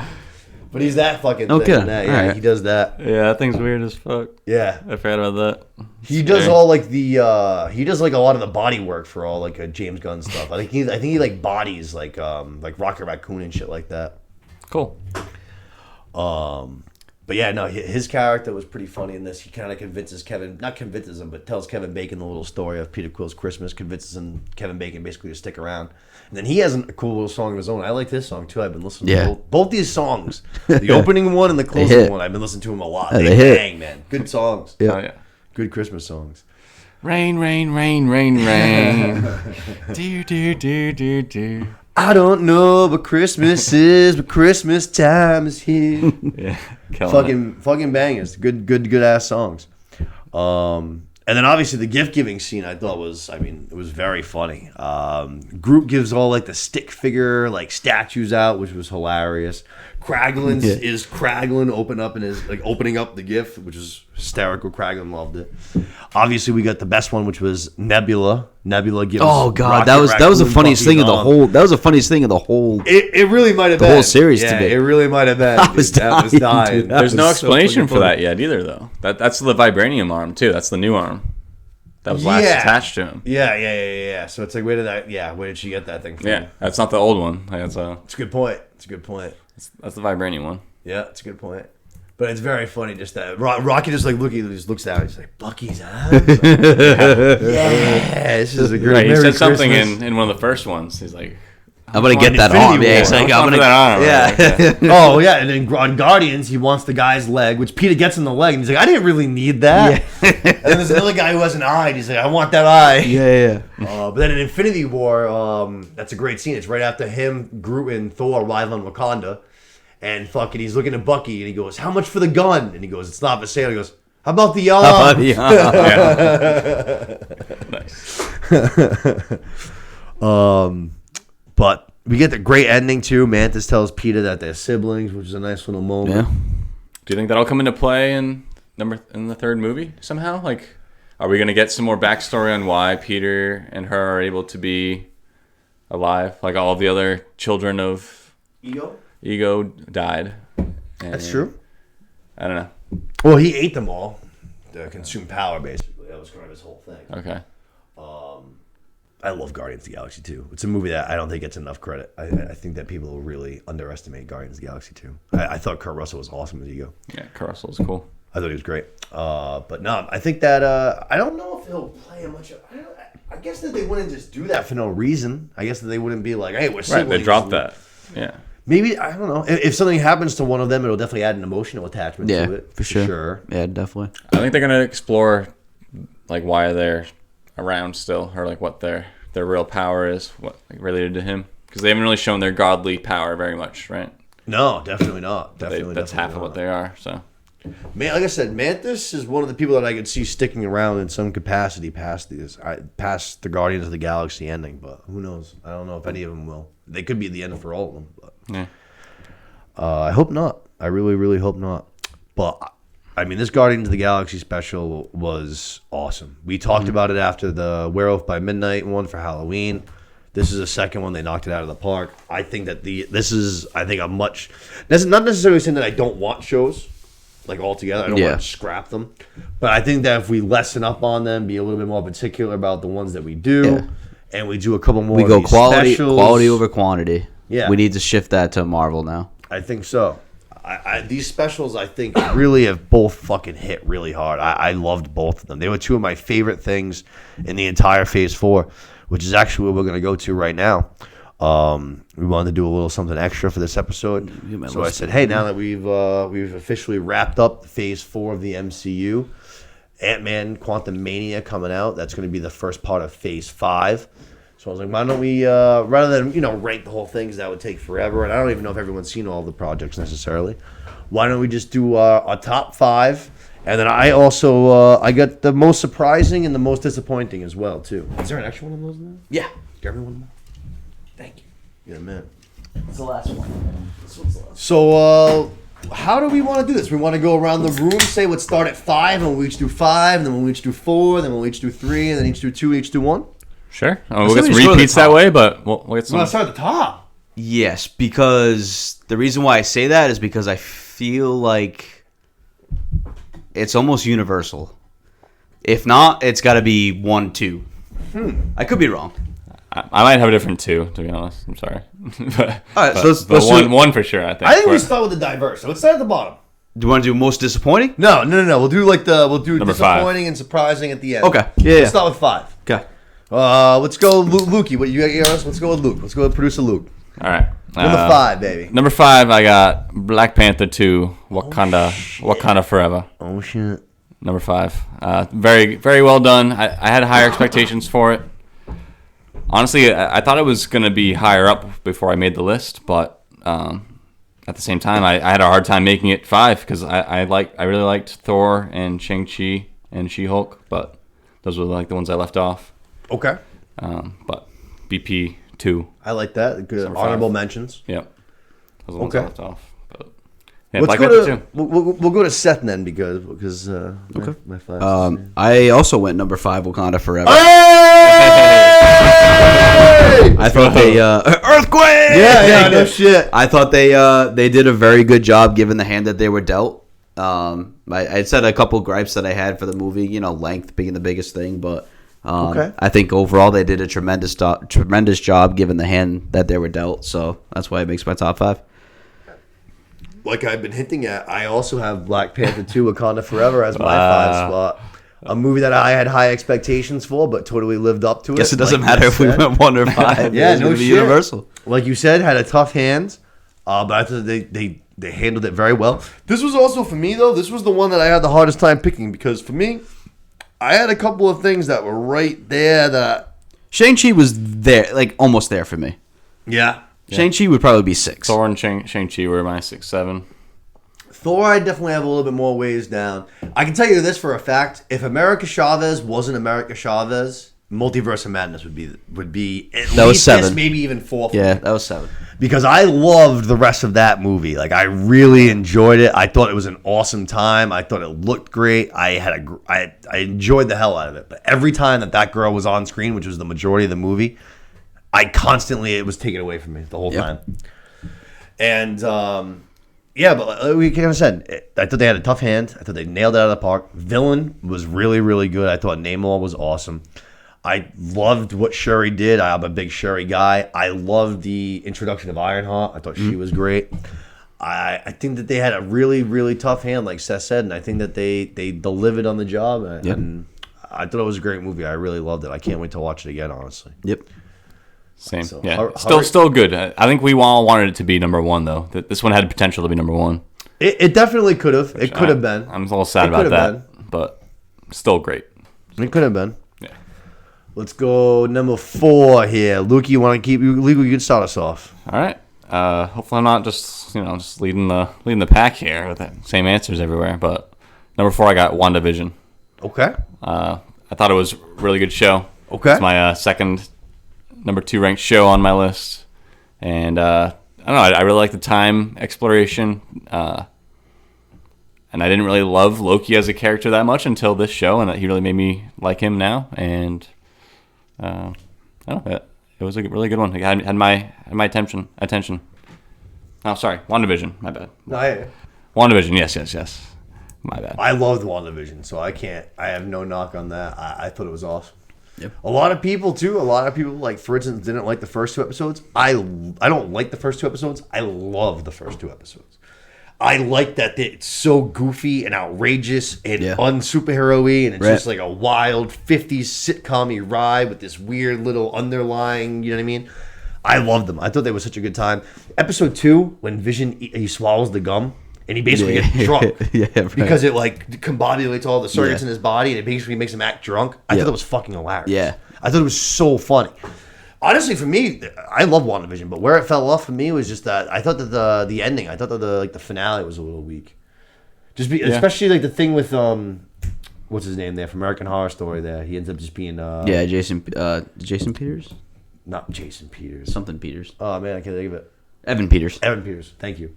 And then Quicksilver. making him into be Quicksilver, and then he's ended up. Oh, what a fart that was! Yeah, his name's like Dick Boner or some shit like that. Yeah, what a fart that was. But that kind of what a Dick Boner that was a little weird. Yeah, and then I don't know, just especially you tease that It at was the just end. such an innovative way that they made the show. Sorry, I messed up my explanation there, but yeah. No, I think everyone will know what you meant. You said WandaVision at first. Yes, but yeah, they took a lot of risks with how they told the story and the way that they just like slow burned everything into it. I thought it was really cool. Yeah. And I agree that they didn't do the best job at the very end, and they tried a few too many tricks maybe, but still a very good show, and I thought it was groundbreaking in a few ways. So We're gonna hear more from WandaVision. Yep, So what do you got? Number 4. Number 4, I got What If. Ooh! Wow! Nice. There's not so many times that whether it's whatever the trilogy saga is, whatever Star Wars, Harry Potter, Marvel. How many times do you come out with a show that it was like, what if things were different? It is a great idea. So the idea of it itself almost automatically makes me put it in the top 5, and the execution of it, just the quick 25-minute episodes. Yep. You don't need it to tie into the the entire like Marvel storyline, but like I said, just the fact that you not many other things, whether big sagas come out with these individual shows that it's like, what if things were different? Yeah, no, definitely. So I mean, the fact that they were able to do this and not only did it well, they did a good job. it makes you think like, wow, like no pun intended, but like, what if it ended up being this way? Like, what would be the after effects, things, that, and the other?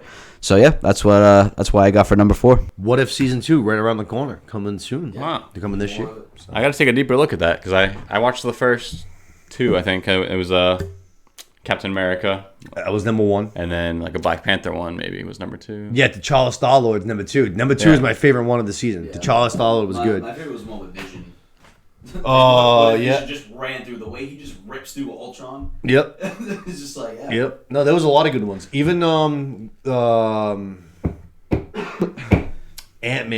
It's not Ant-Man. Fucking Pym. Dr. Pym. Thank you. If he like went evil and he ends up like killing all of the other Avengers, Yeah. kills like the Hulk with that fucking awesome like little goes like inside of him and injects him and he like, explodes from the inside. The way that it's going with the Kang universe and all that, maybe that is something that happened in an alternative universe. That's so it true. could still That's true. Could still be out there. Yeah, the shit with the Watcher was cool. That's a good. I like that. I like that. I like that you put that. Love in that there. show. There's also not only are we getting What If season 2, but we're getting Marvel Marvel. I don't know if it's called Marvel Zombies or What If. Oh, that Zombies episode or was whatever. fucking awesome too. We're getting it. That was so cool. It's either 4 or 5 episodes. Nice. It's like its own little separate miniseries. I forgot about that episode too. Yeah, that was an awesome zombie show. episode. They're doing it. It's an own whatever you want to call it. Its own series, miniseries, whatever. 4. It's either 4 or 5 episodes. That's coming soon too. Nice. I think that's an interesting pick. I know. I gotta look at it closer now. Oh yeah, you gotta check it out. What if it was good? What if it was a good time? The Doctor Strange episode was really good. It's sad, Right. Sad, Yeah. intense. Yeah. The ending is very, very sad. Yeah. Fucking ends up in his own little pocket universe, literally fucking like in a bubble. Very, very fucking depressing. No, I liked What If. What If was good, Luke. You should definitely check that out.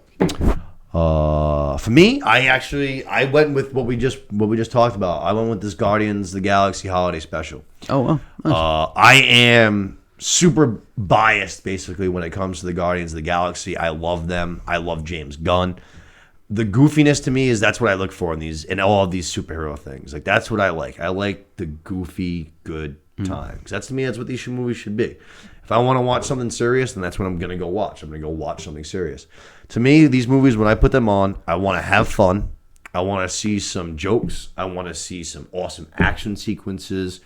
I want to see some good storytelling. But I'm not expecting world-class storytelling. But, obviously the Infinity Saga was great the way that they did that. And to me, James Gunn, he nails it. I love it. And this Guardians of the Galaxy Christmas special to me was a great time. I laughed almost the entire way. I thought it was a riot. I mean, like I said, the idea is that we're kidnapping Kevin Bacon. Like the Kevin Like I said, Kevin Bacon's like, yeah, sign me up. Yeah, I'm in we're on it. kidnapping Kevin Bacon as a Christmas gift. Like that's what we're doing. And to me, like that's hysterical just in itself. I loved it. I love the music. I love all of it. I loved all of it. Yeah. I totally agree. Yeah, and just to continue that, I had that as my number 3. Hey, So, there we go. number 3. I mean, maybe because it's fresh, but I think it was like you said, Recency bias. just fit the mold perfectly of like what it needed to be an all-timer Christmas like go-to. And, Yep. I'm gonna be listening to those songs for a long time. And Yep. That Luke. Yeah. That's a great point because I think to me, whenever I do any of these rankings, a huge thing for me is like replayability factor, like down the road, like what am I going to want to watch again, or what am I going to want to listen to again in this case. Yep. And this is one that because it's the holiday season and because it's just 45 minutes and because of the music, I'm going to go back. I'm going to watch this thing every single Christmas. I'm going to listen to the songs every single Christmas. You know what I mean? Yeah. The replay value on this series is so high. It's through the roof. Yeah, it's immediately my top Christmas song. I don't really know why. Oh, yeah? Why, Yeah. I don't know why you'd like any other Christmas song better. It's It's fun. a good one. I Yeah. don't blame you at all. And it rocks. It's actually like some real rock and roll too. It's great. Fucking dude, Groot Groot loves live music too. That made me so happy. I was like, that's like me at any live show. Like, you could put me. You've seen me at friggin' at Tash Mountain watching a Pearl Jam fucking color band, and I'm like, woo, let's go, baby. Groot's just having a good time. We all Groot. You know what I mean? I love it. He's my guy. He's just like me. I respect it. So no hate there at all. What you got, so Mitch? that's my Number 3. 3. Yeah, number 3, I'm gonna go with WandaVision. Hey! I didn't. Not to say I didn't like Scarlet Witch or Vision beforehand, but like they're kind of just secondary characters to me that I didn't put in the forefront. So the fact that they made a series about them, and not only that, the way that they made it so good, I thought was awesome. I love that they showed kind of the darker side of Scarlet Witch and how it transitioned into Multiverse of Madness. Like there was obviously a bigger, and you'll see that later on. Like there's a bigger storyline that's going on with that. It wasn't just a TV show about 2 characters. I love like not the cheesy, but lack of a better term, I like the cheesy 1950s. Definitely. The crowd's laughing. They It's do like it I intentionally, love though. Lucy stuff. Yeah, like yeah. I thought that was cool. Cheesy's definitely the right word. Yeah, you're I right. just I cared more about Scarlet Witch and Vision after this series than I did before, and the way that it, like I said, it opened up the dark side of Scarlet Witch that you got in Multiverse of Madness. So Perfect it transition. had a bigger impact on the whole storyline. So yeah, that's why I got it number 3. I also have WandaVision number 3 as well. Yeah, I have WandaVision number 3 as well. It was the first series we got from the MCU. Yeah. Series number 1. I believe, if I'm not mistaken, it is the very first thing that we got post Endgame. Yeah, it was because Black Widow was the so, first yeah. movie, and that wasn't until the summer. So yeah, I think COVID might have threw a wrinkle in that. Yeah, I with think- like yeah, Black yeah, Widow yeah. and stuff. But I think yeah. actually, I think Loki was supposed to be before WandaVision. I think Yeah. production somehow fucking mixed things around. But it was ended up being the first thing that we got post Endgame. It was wild. It was wacky. I loved all of the early episodes. The early episodes were actually my favorite episodes. Yeah. I did like what they did though towards the end as far as Wanda's backstory. Yep. The episode where they go into Russia and they watch her family and they're watching these old sitcoms. Yeah. And we see the bomb come in and we see her and her brother sitting in this crumble and they're watching this bomb, waiting for it to go off days on end, basically. I thought that was a great job. I thought that the fourth wall breaks as far as the Agatha all along. Yeah, right. And I killed the dog too. Yeah, that right. shit I thought was fucking great. I Yeah. thought Agatha character was really good. Well, I say that does not mean that I am excited for this Agatha show because I think No, that's I had what- enough for her where she Yeah. was, but that I totally agree. I thought what she did in this show was perfect, and I was like, I'm good. I don't need any more. Yep. The fact that she's getting her own series kind of makes me very questionable. Yep. The Halloween episode I loved, which again, I'm a sucker for themed shit. You know what I mean? Like I again, Halloween time, I watched just the Halloween episode, which the Halloween episode bangs. Yeah. That part where Agatha actually is playing the role and she's at the stop sign and she's like pretending to just be another one of the civilians and Vision goes to the car and she's playing him the whole time is awesome. Yeah. Awesome scene. The whole Halloween episode, I really, really liked. Evan Peters' cameo was great. I wish that they had done more with that. I wish Yeah, they had gone ending the was a full way. huge wet fart. So, yeah, it was.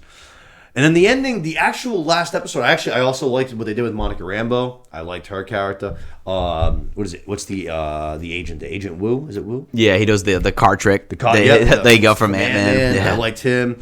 Then what's the girl there from Two Broke Girls? Yeah, she's in Thor.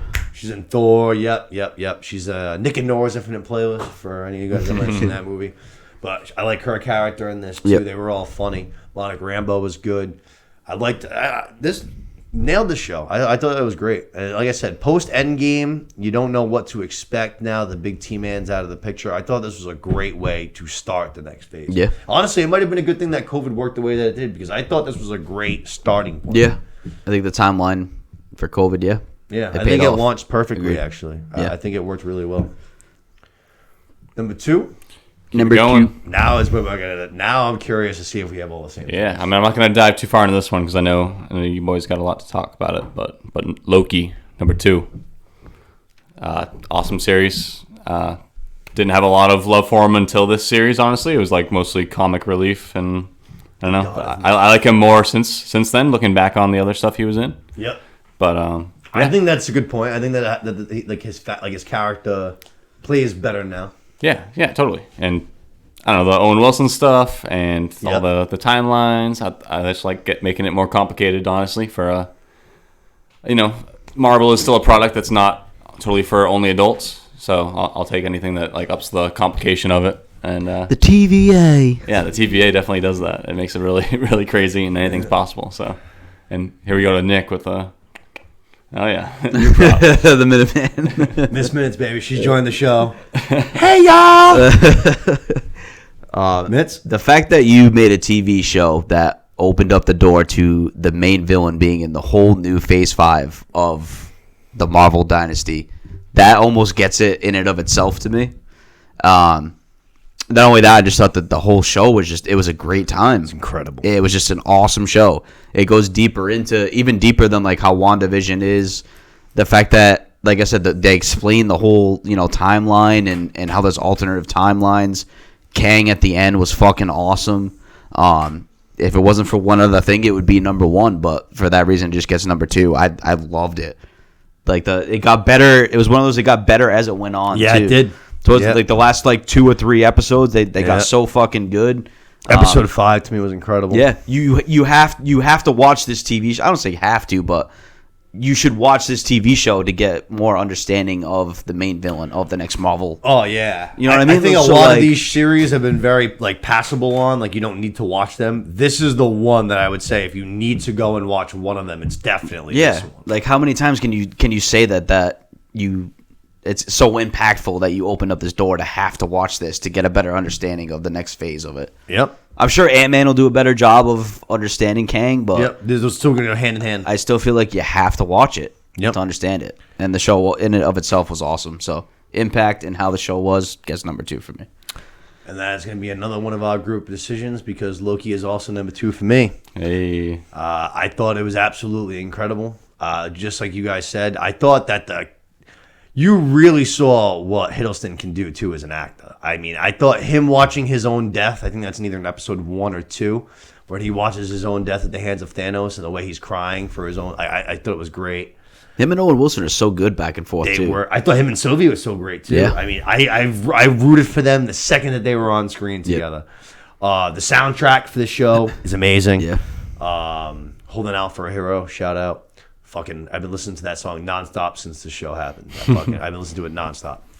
But the soundtrack's awesome. It looked unbelievable. I think it's episode 3. We're on the planet. Episode 3 or 4 when the planet blows up. It is unbelievable. Episode 5, I think was even though I love episode. It's so tough because they're so good. They're both so good. They're very different. Episode 6 set things up for the future. You introduced Kang. The It was a great finale episode. was so good because it was just Kang like already explaining what was happening. 5 was so good too. Yeah. Loki deciding that he's gonna go take on this huge fucking beast, and then you have classic Loki and Kid Loki basically like laughing him out of the door like you're crazy, And just frog then Loki. They end up deciding to join the fight. Classic Loki builds all of Asgard like in memory of his brother in an awesome scene as he gets taken down. I mean, this show was awesome. And like you said, it set up everything. It introduced Kang. It introduced the multiverse. It really set up the entire the MCU saga going forward for phases 4, 5, and 6. It's a huge launching point. So impactful. Huge. But I thought the show was a great time, and I can't wait for season 2. I can't wait to get back to these characters. I've always liked Loki. The God of Mischief is the man. I love him a lot. I love the Mobius. It would be number 1 if it wasn't for one thing. Yeah, no. Yeah, I'm interested to see how we all feel. But it's like 1 and 1A. It really is. Yeah. I think that the show was great. I don't think there's really any cons about it. And like I said, I can't wait for fucking season 2. I loved Miss Minutes, the whole thing, the winning line, Yeah. the TVA. There was so many great You got to figure they're in Quantumania too. I feel like you got some TVA in Quantumania. Yeah, TVA is going to be a big thing, I think, coming forward. Deadpool, maybe. Ant-Man, maybe. There's a few opportunities for them to arise. Yeah. But another group decision, Loki, number 2. Yeah. And then we go to number 1, which I wouldn't be surprised if it's another group decision. I know this is the least suspenseful probably. But yeah, I'll let you guys mostly talk about this one too. But Spider-Man: No Way Home, it's got to be the number 1 for this phase, right? Just I'd be surprised if it No, wasn't. no. the way they hid all of the leaks and everything too, like Willem Dafoe, all the Spider-Mans all coming back, like, and it wasn't just for a small thing. They were like the entire last 45 minutes of the movie. Yep. And Dafoe for the whole thing, like, it's really well done. And I thought it was clearly the best movie. And like you said, maybe just slight edge over Loki, maybe less technically impressive than Loki. And Loki's 10 hours, which makes it really cool too. But no, Spider-Man: No Way Home, number 1. It's mine.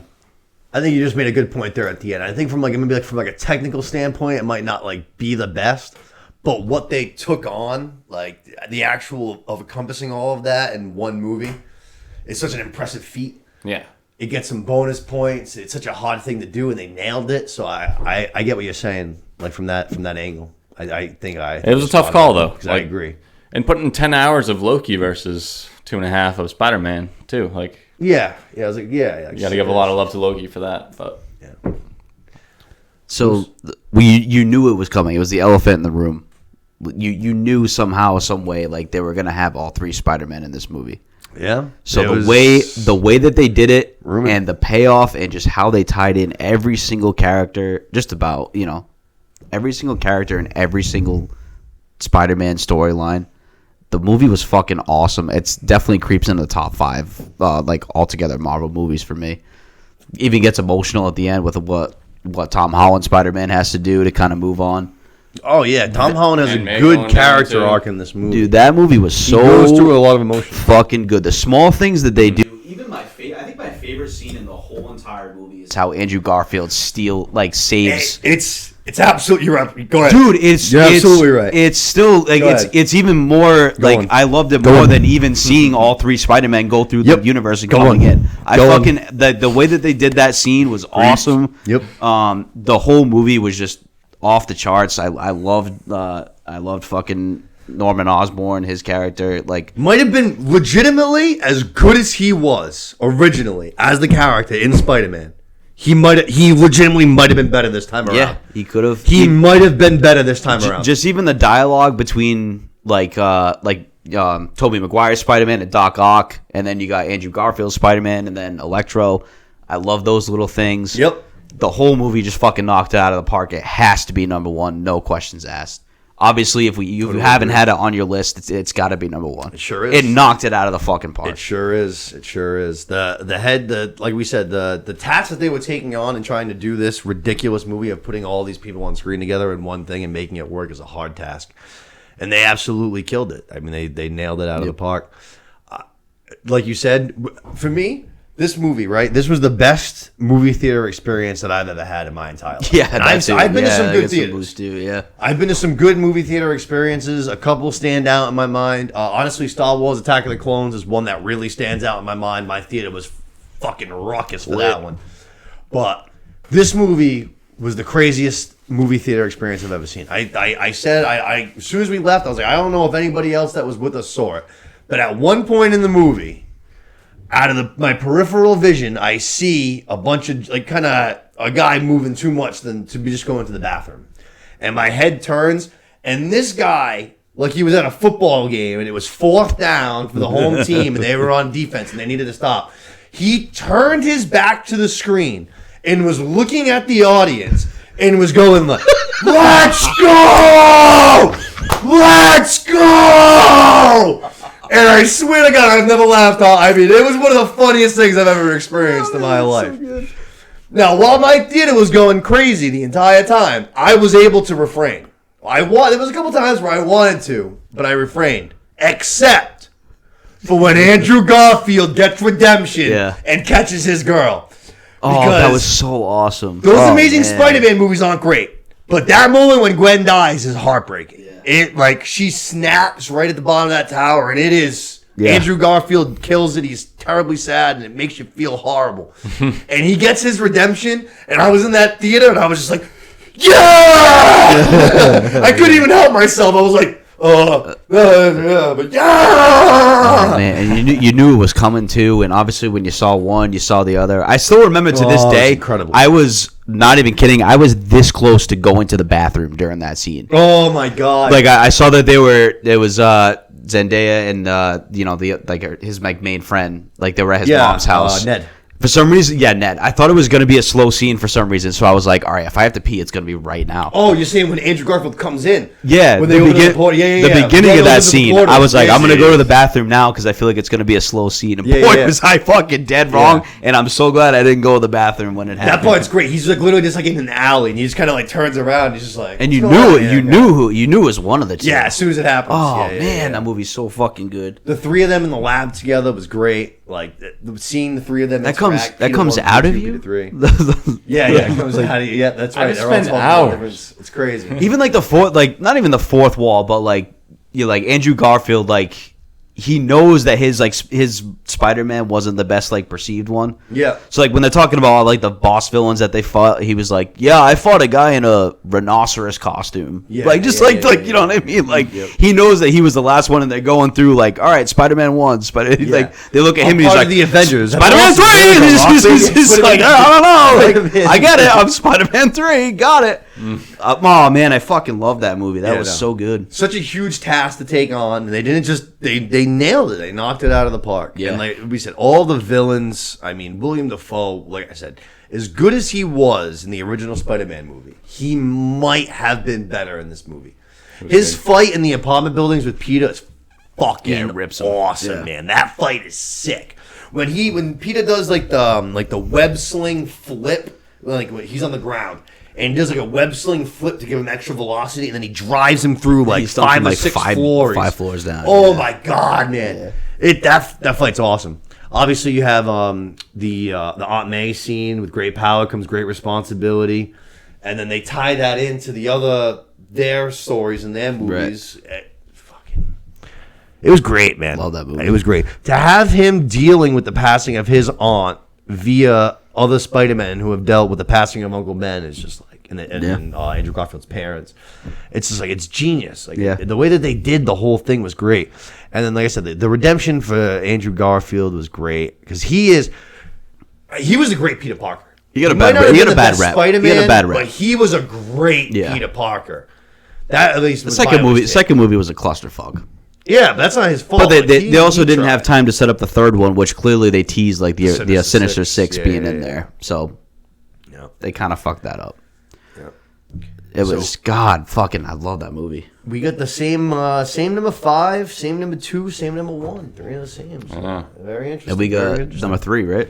And we both have number 3 the same. Oh, and me and you. That's right. Yep. All me and Luke switched 3 and 4. Let's get into the bad now.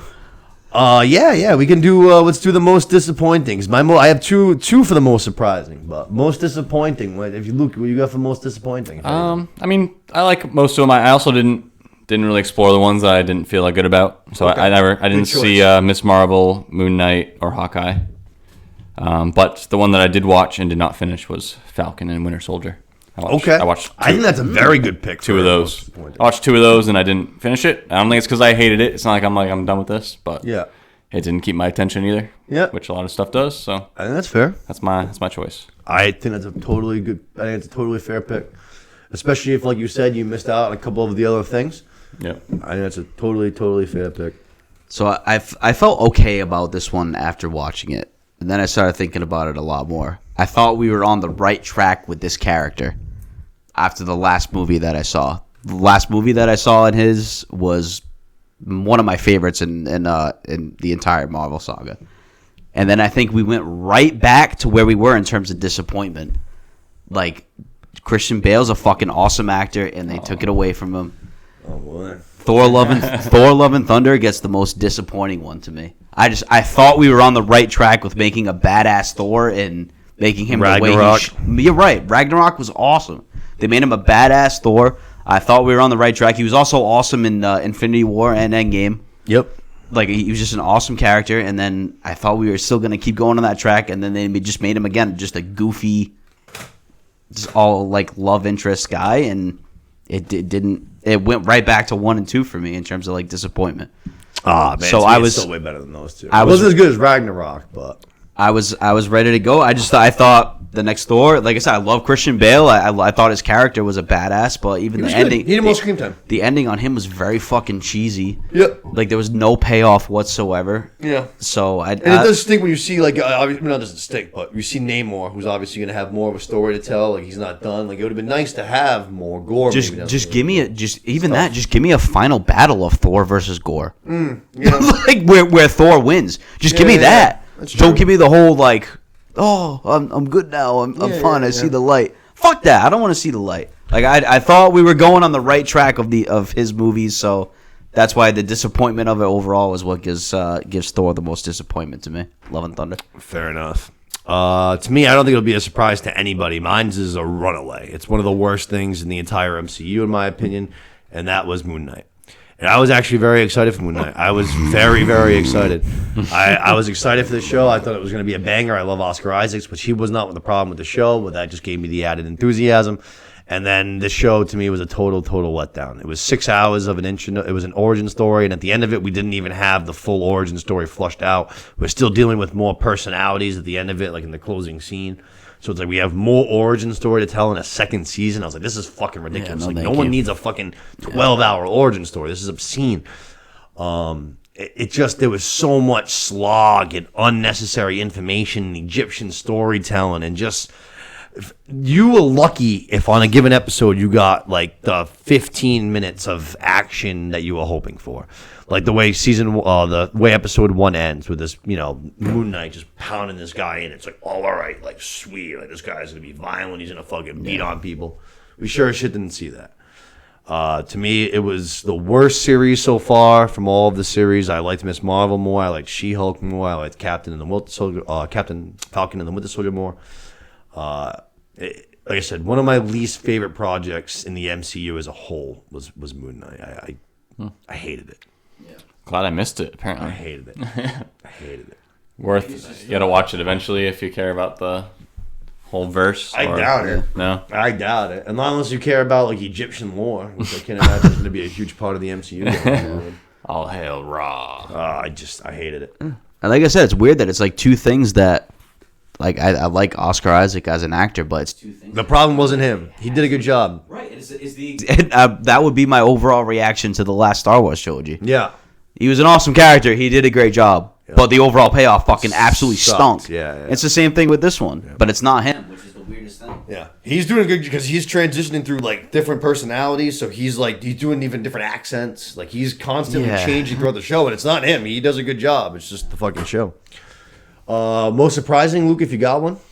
I did not have one picked. I would probably say it'd be one of the new ones though, like the ones that hadn't been. Like I don't know, Shang-Chi and Eternals. I guess Shang-Chi and Eternals would be the two. Okay, I think those great picks. You know, they're like completely unknown, and they were pretty good. They weren't awesome, but they were better than I thought they would be. Especially just like it feels like they're just throwing a lot of shit at the wall sometimes at Marvel or at any of these movie studios, and these things were good and fit into the universe. So I'd say those were good. Yeah, that's a good call. I would say it's rare at this point in the storyline where you have an original storyline where I'm captivated in. So Shang-Chi, his storyline, I thought it was a decent movie. Like I thought it was good. Yeah, thought it was pretty damn good. So like I said, I'm awesome action. At this point, I'm sequences. expecting sequels of other characters that I've already seen. So if you can throw in an origin story and it's good, you get a boost in my book. So yeah, I was definitely the most surprised by Shang-Chi. I picked two. I went with one. I actually got a series and a movie. For a movie, I liked The Eternals. I know a lot of people didn't. I know it's getting a lot of hate online. I actually really enjoyed The Eternals. I thought that the movie looked fucking awesome. I actually liked a lot of the characters. A lot of people complained about like the suits or none of that shit bothered Suits were me at the all. least of my concerns watching that. It's more about like just how it fucked with the whole lore, right? Like it just kind of turned everything upside down. Oh well, yeah. It introduced the Celestials. I mean, it added a whole new level of the game, and that's going to be a big part of things going forward. I'm looking forward to seeing more from the Eternals. I actually really enjoyed the movie. Angelina Jolie is a person that I've grown up with, and I've never really enjoyed her. And she was in this movie as Athena. I thought she was fucking awesome. Gilgamesh was awesome. The actor, I can't think of his name, but he was good. Rob too. Stark. Fuck. Oh yeah, I love Rob Stark. Don't get me going on him. Yeah, Richard Madden is him. Yeah, he's Icarus, but he was great. Are you thinking of like the Indian guy? Yes, I can't think of him. He was He's a comedian. The MCU actor. He was Yeah. hysterical. He was great. I loved his character. I really liked Eternals. He's yoked now for no reason. No shit, is he? Yeah, he used to be like a skinny little rail, but now he got yoked. Shit. And then for a series was one that I actually going into it, my expectations were pretty damn low, and I just finished rewatching it. And I really like it. I went into Hawkeye with Yeah, I was very thinking the low same thing. expectations. I was very close to saying most surprising. Very Hawkeye. low expectations. Yeah. And I genuinely really, really, really liked Hawkeye. Yeah. It was a good time. It was funny. It had awesome action sequences. I thought I was going to hate Kate Bishop. I actually ended up really liking Kate Bishop. Yeah, she gets the number one new secondary character that they've added. You know what I mean? It's like Kate Bishop, American from Chavez in there. Yeah, if you want to count Yelena, yeah, right. Yelena won, But no, Kate I Bishop did. two. I did like Kate Bishop. Yeah. Yeah. And they're going to be, the two of them are going to be, I think are going to be a little bit of a tag team because they already hinted at their relationship. Yeah, it should be. Their on-screen interactions in the show were hysterical. The macaroni scene was so funny. I really thought Hawkeye was a great surprise. I really, really Agreed. liked it. The only thing I didn't like about it was the fucking Kingpin again, and that's just that Kingpin guy sucks. He's fucking terrible. I think he's absolutely awful. I don't buy him at all. Like I said, I just rewatched it again, and oh my god, he's so D'Onofrio, Yeah, I think is his name. Is that part there? It's like after Bishop's mom is like trying to quit, he's just like, she's trying to quit, like she works at a bank at Goldman Sachs, and I'm just like, dude, like what are you doing with your voice? I'm just like, like you usually whisper, and then all of a sudden you're doing this weird like Arnold Schwarzenegger thing with your voice. I was like, this is terrible. Yeah. And he's like not even big. He's ripping car doors off their hinges and shit. He's like eating bow and arrow. I don't know. I don't know.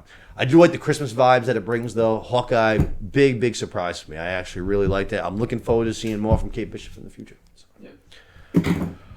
With that is going to, I think, wrap it up for us here tonight. Yeah. Episode 17 in the books. As always, thank you guys for tuning on in. I hope you guys enjoyed it. We ended up going way longer than I thought, even though without any episode recaps. These open forums, they're dangerous. Yeah. We Yeah. start getting going, and you know what I mean? Things turn to fire.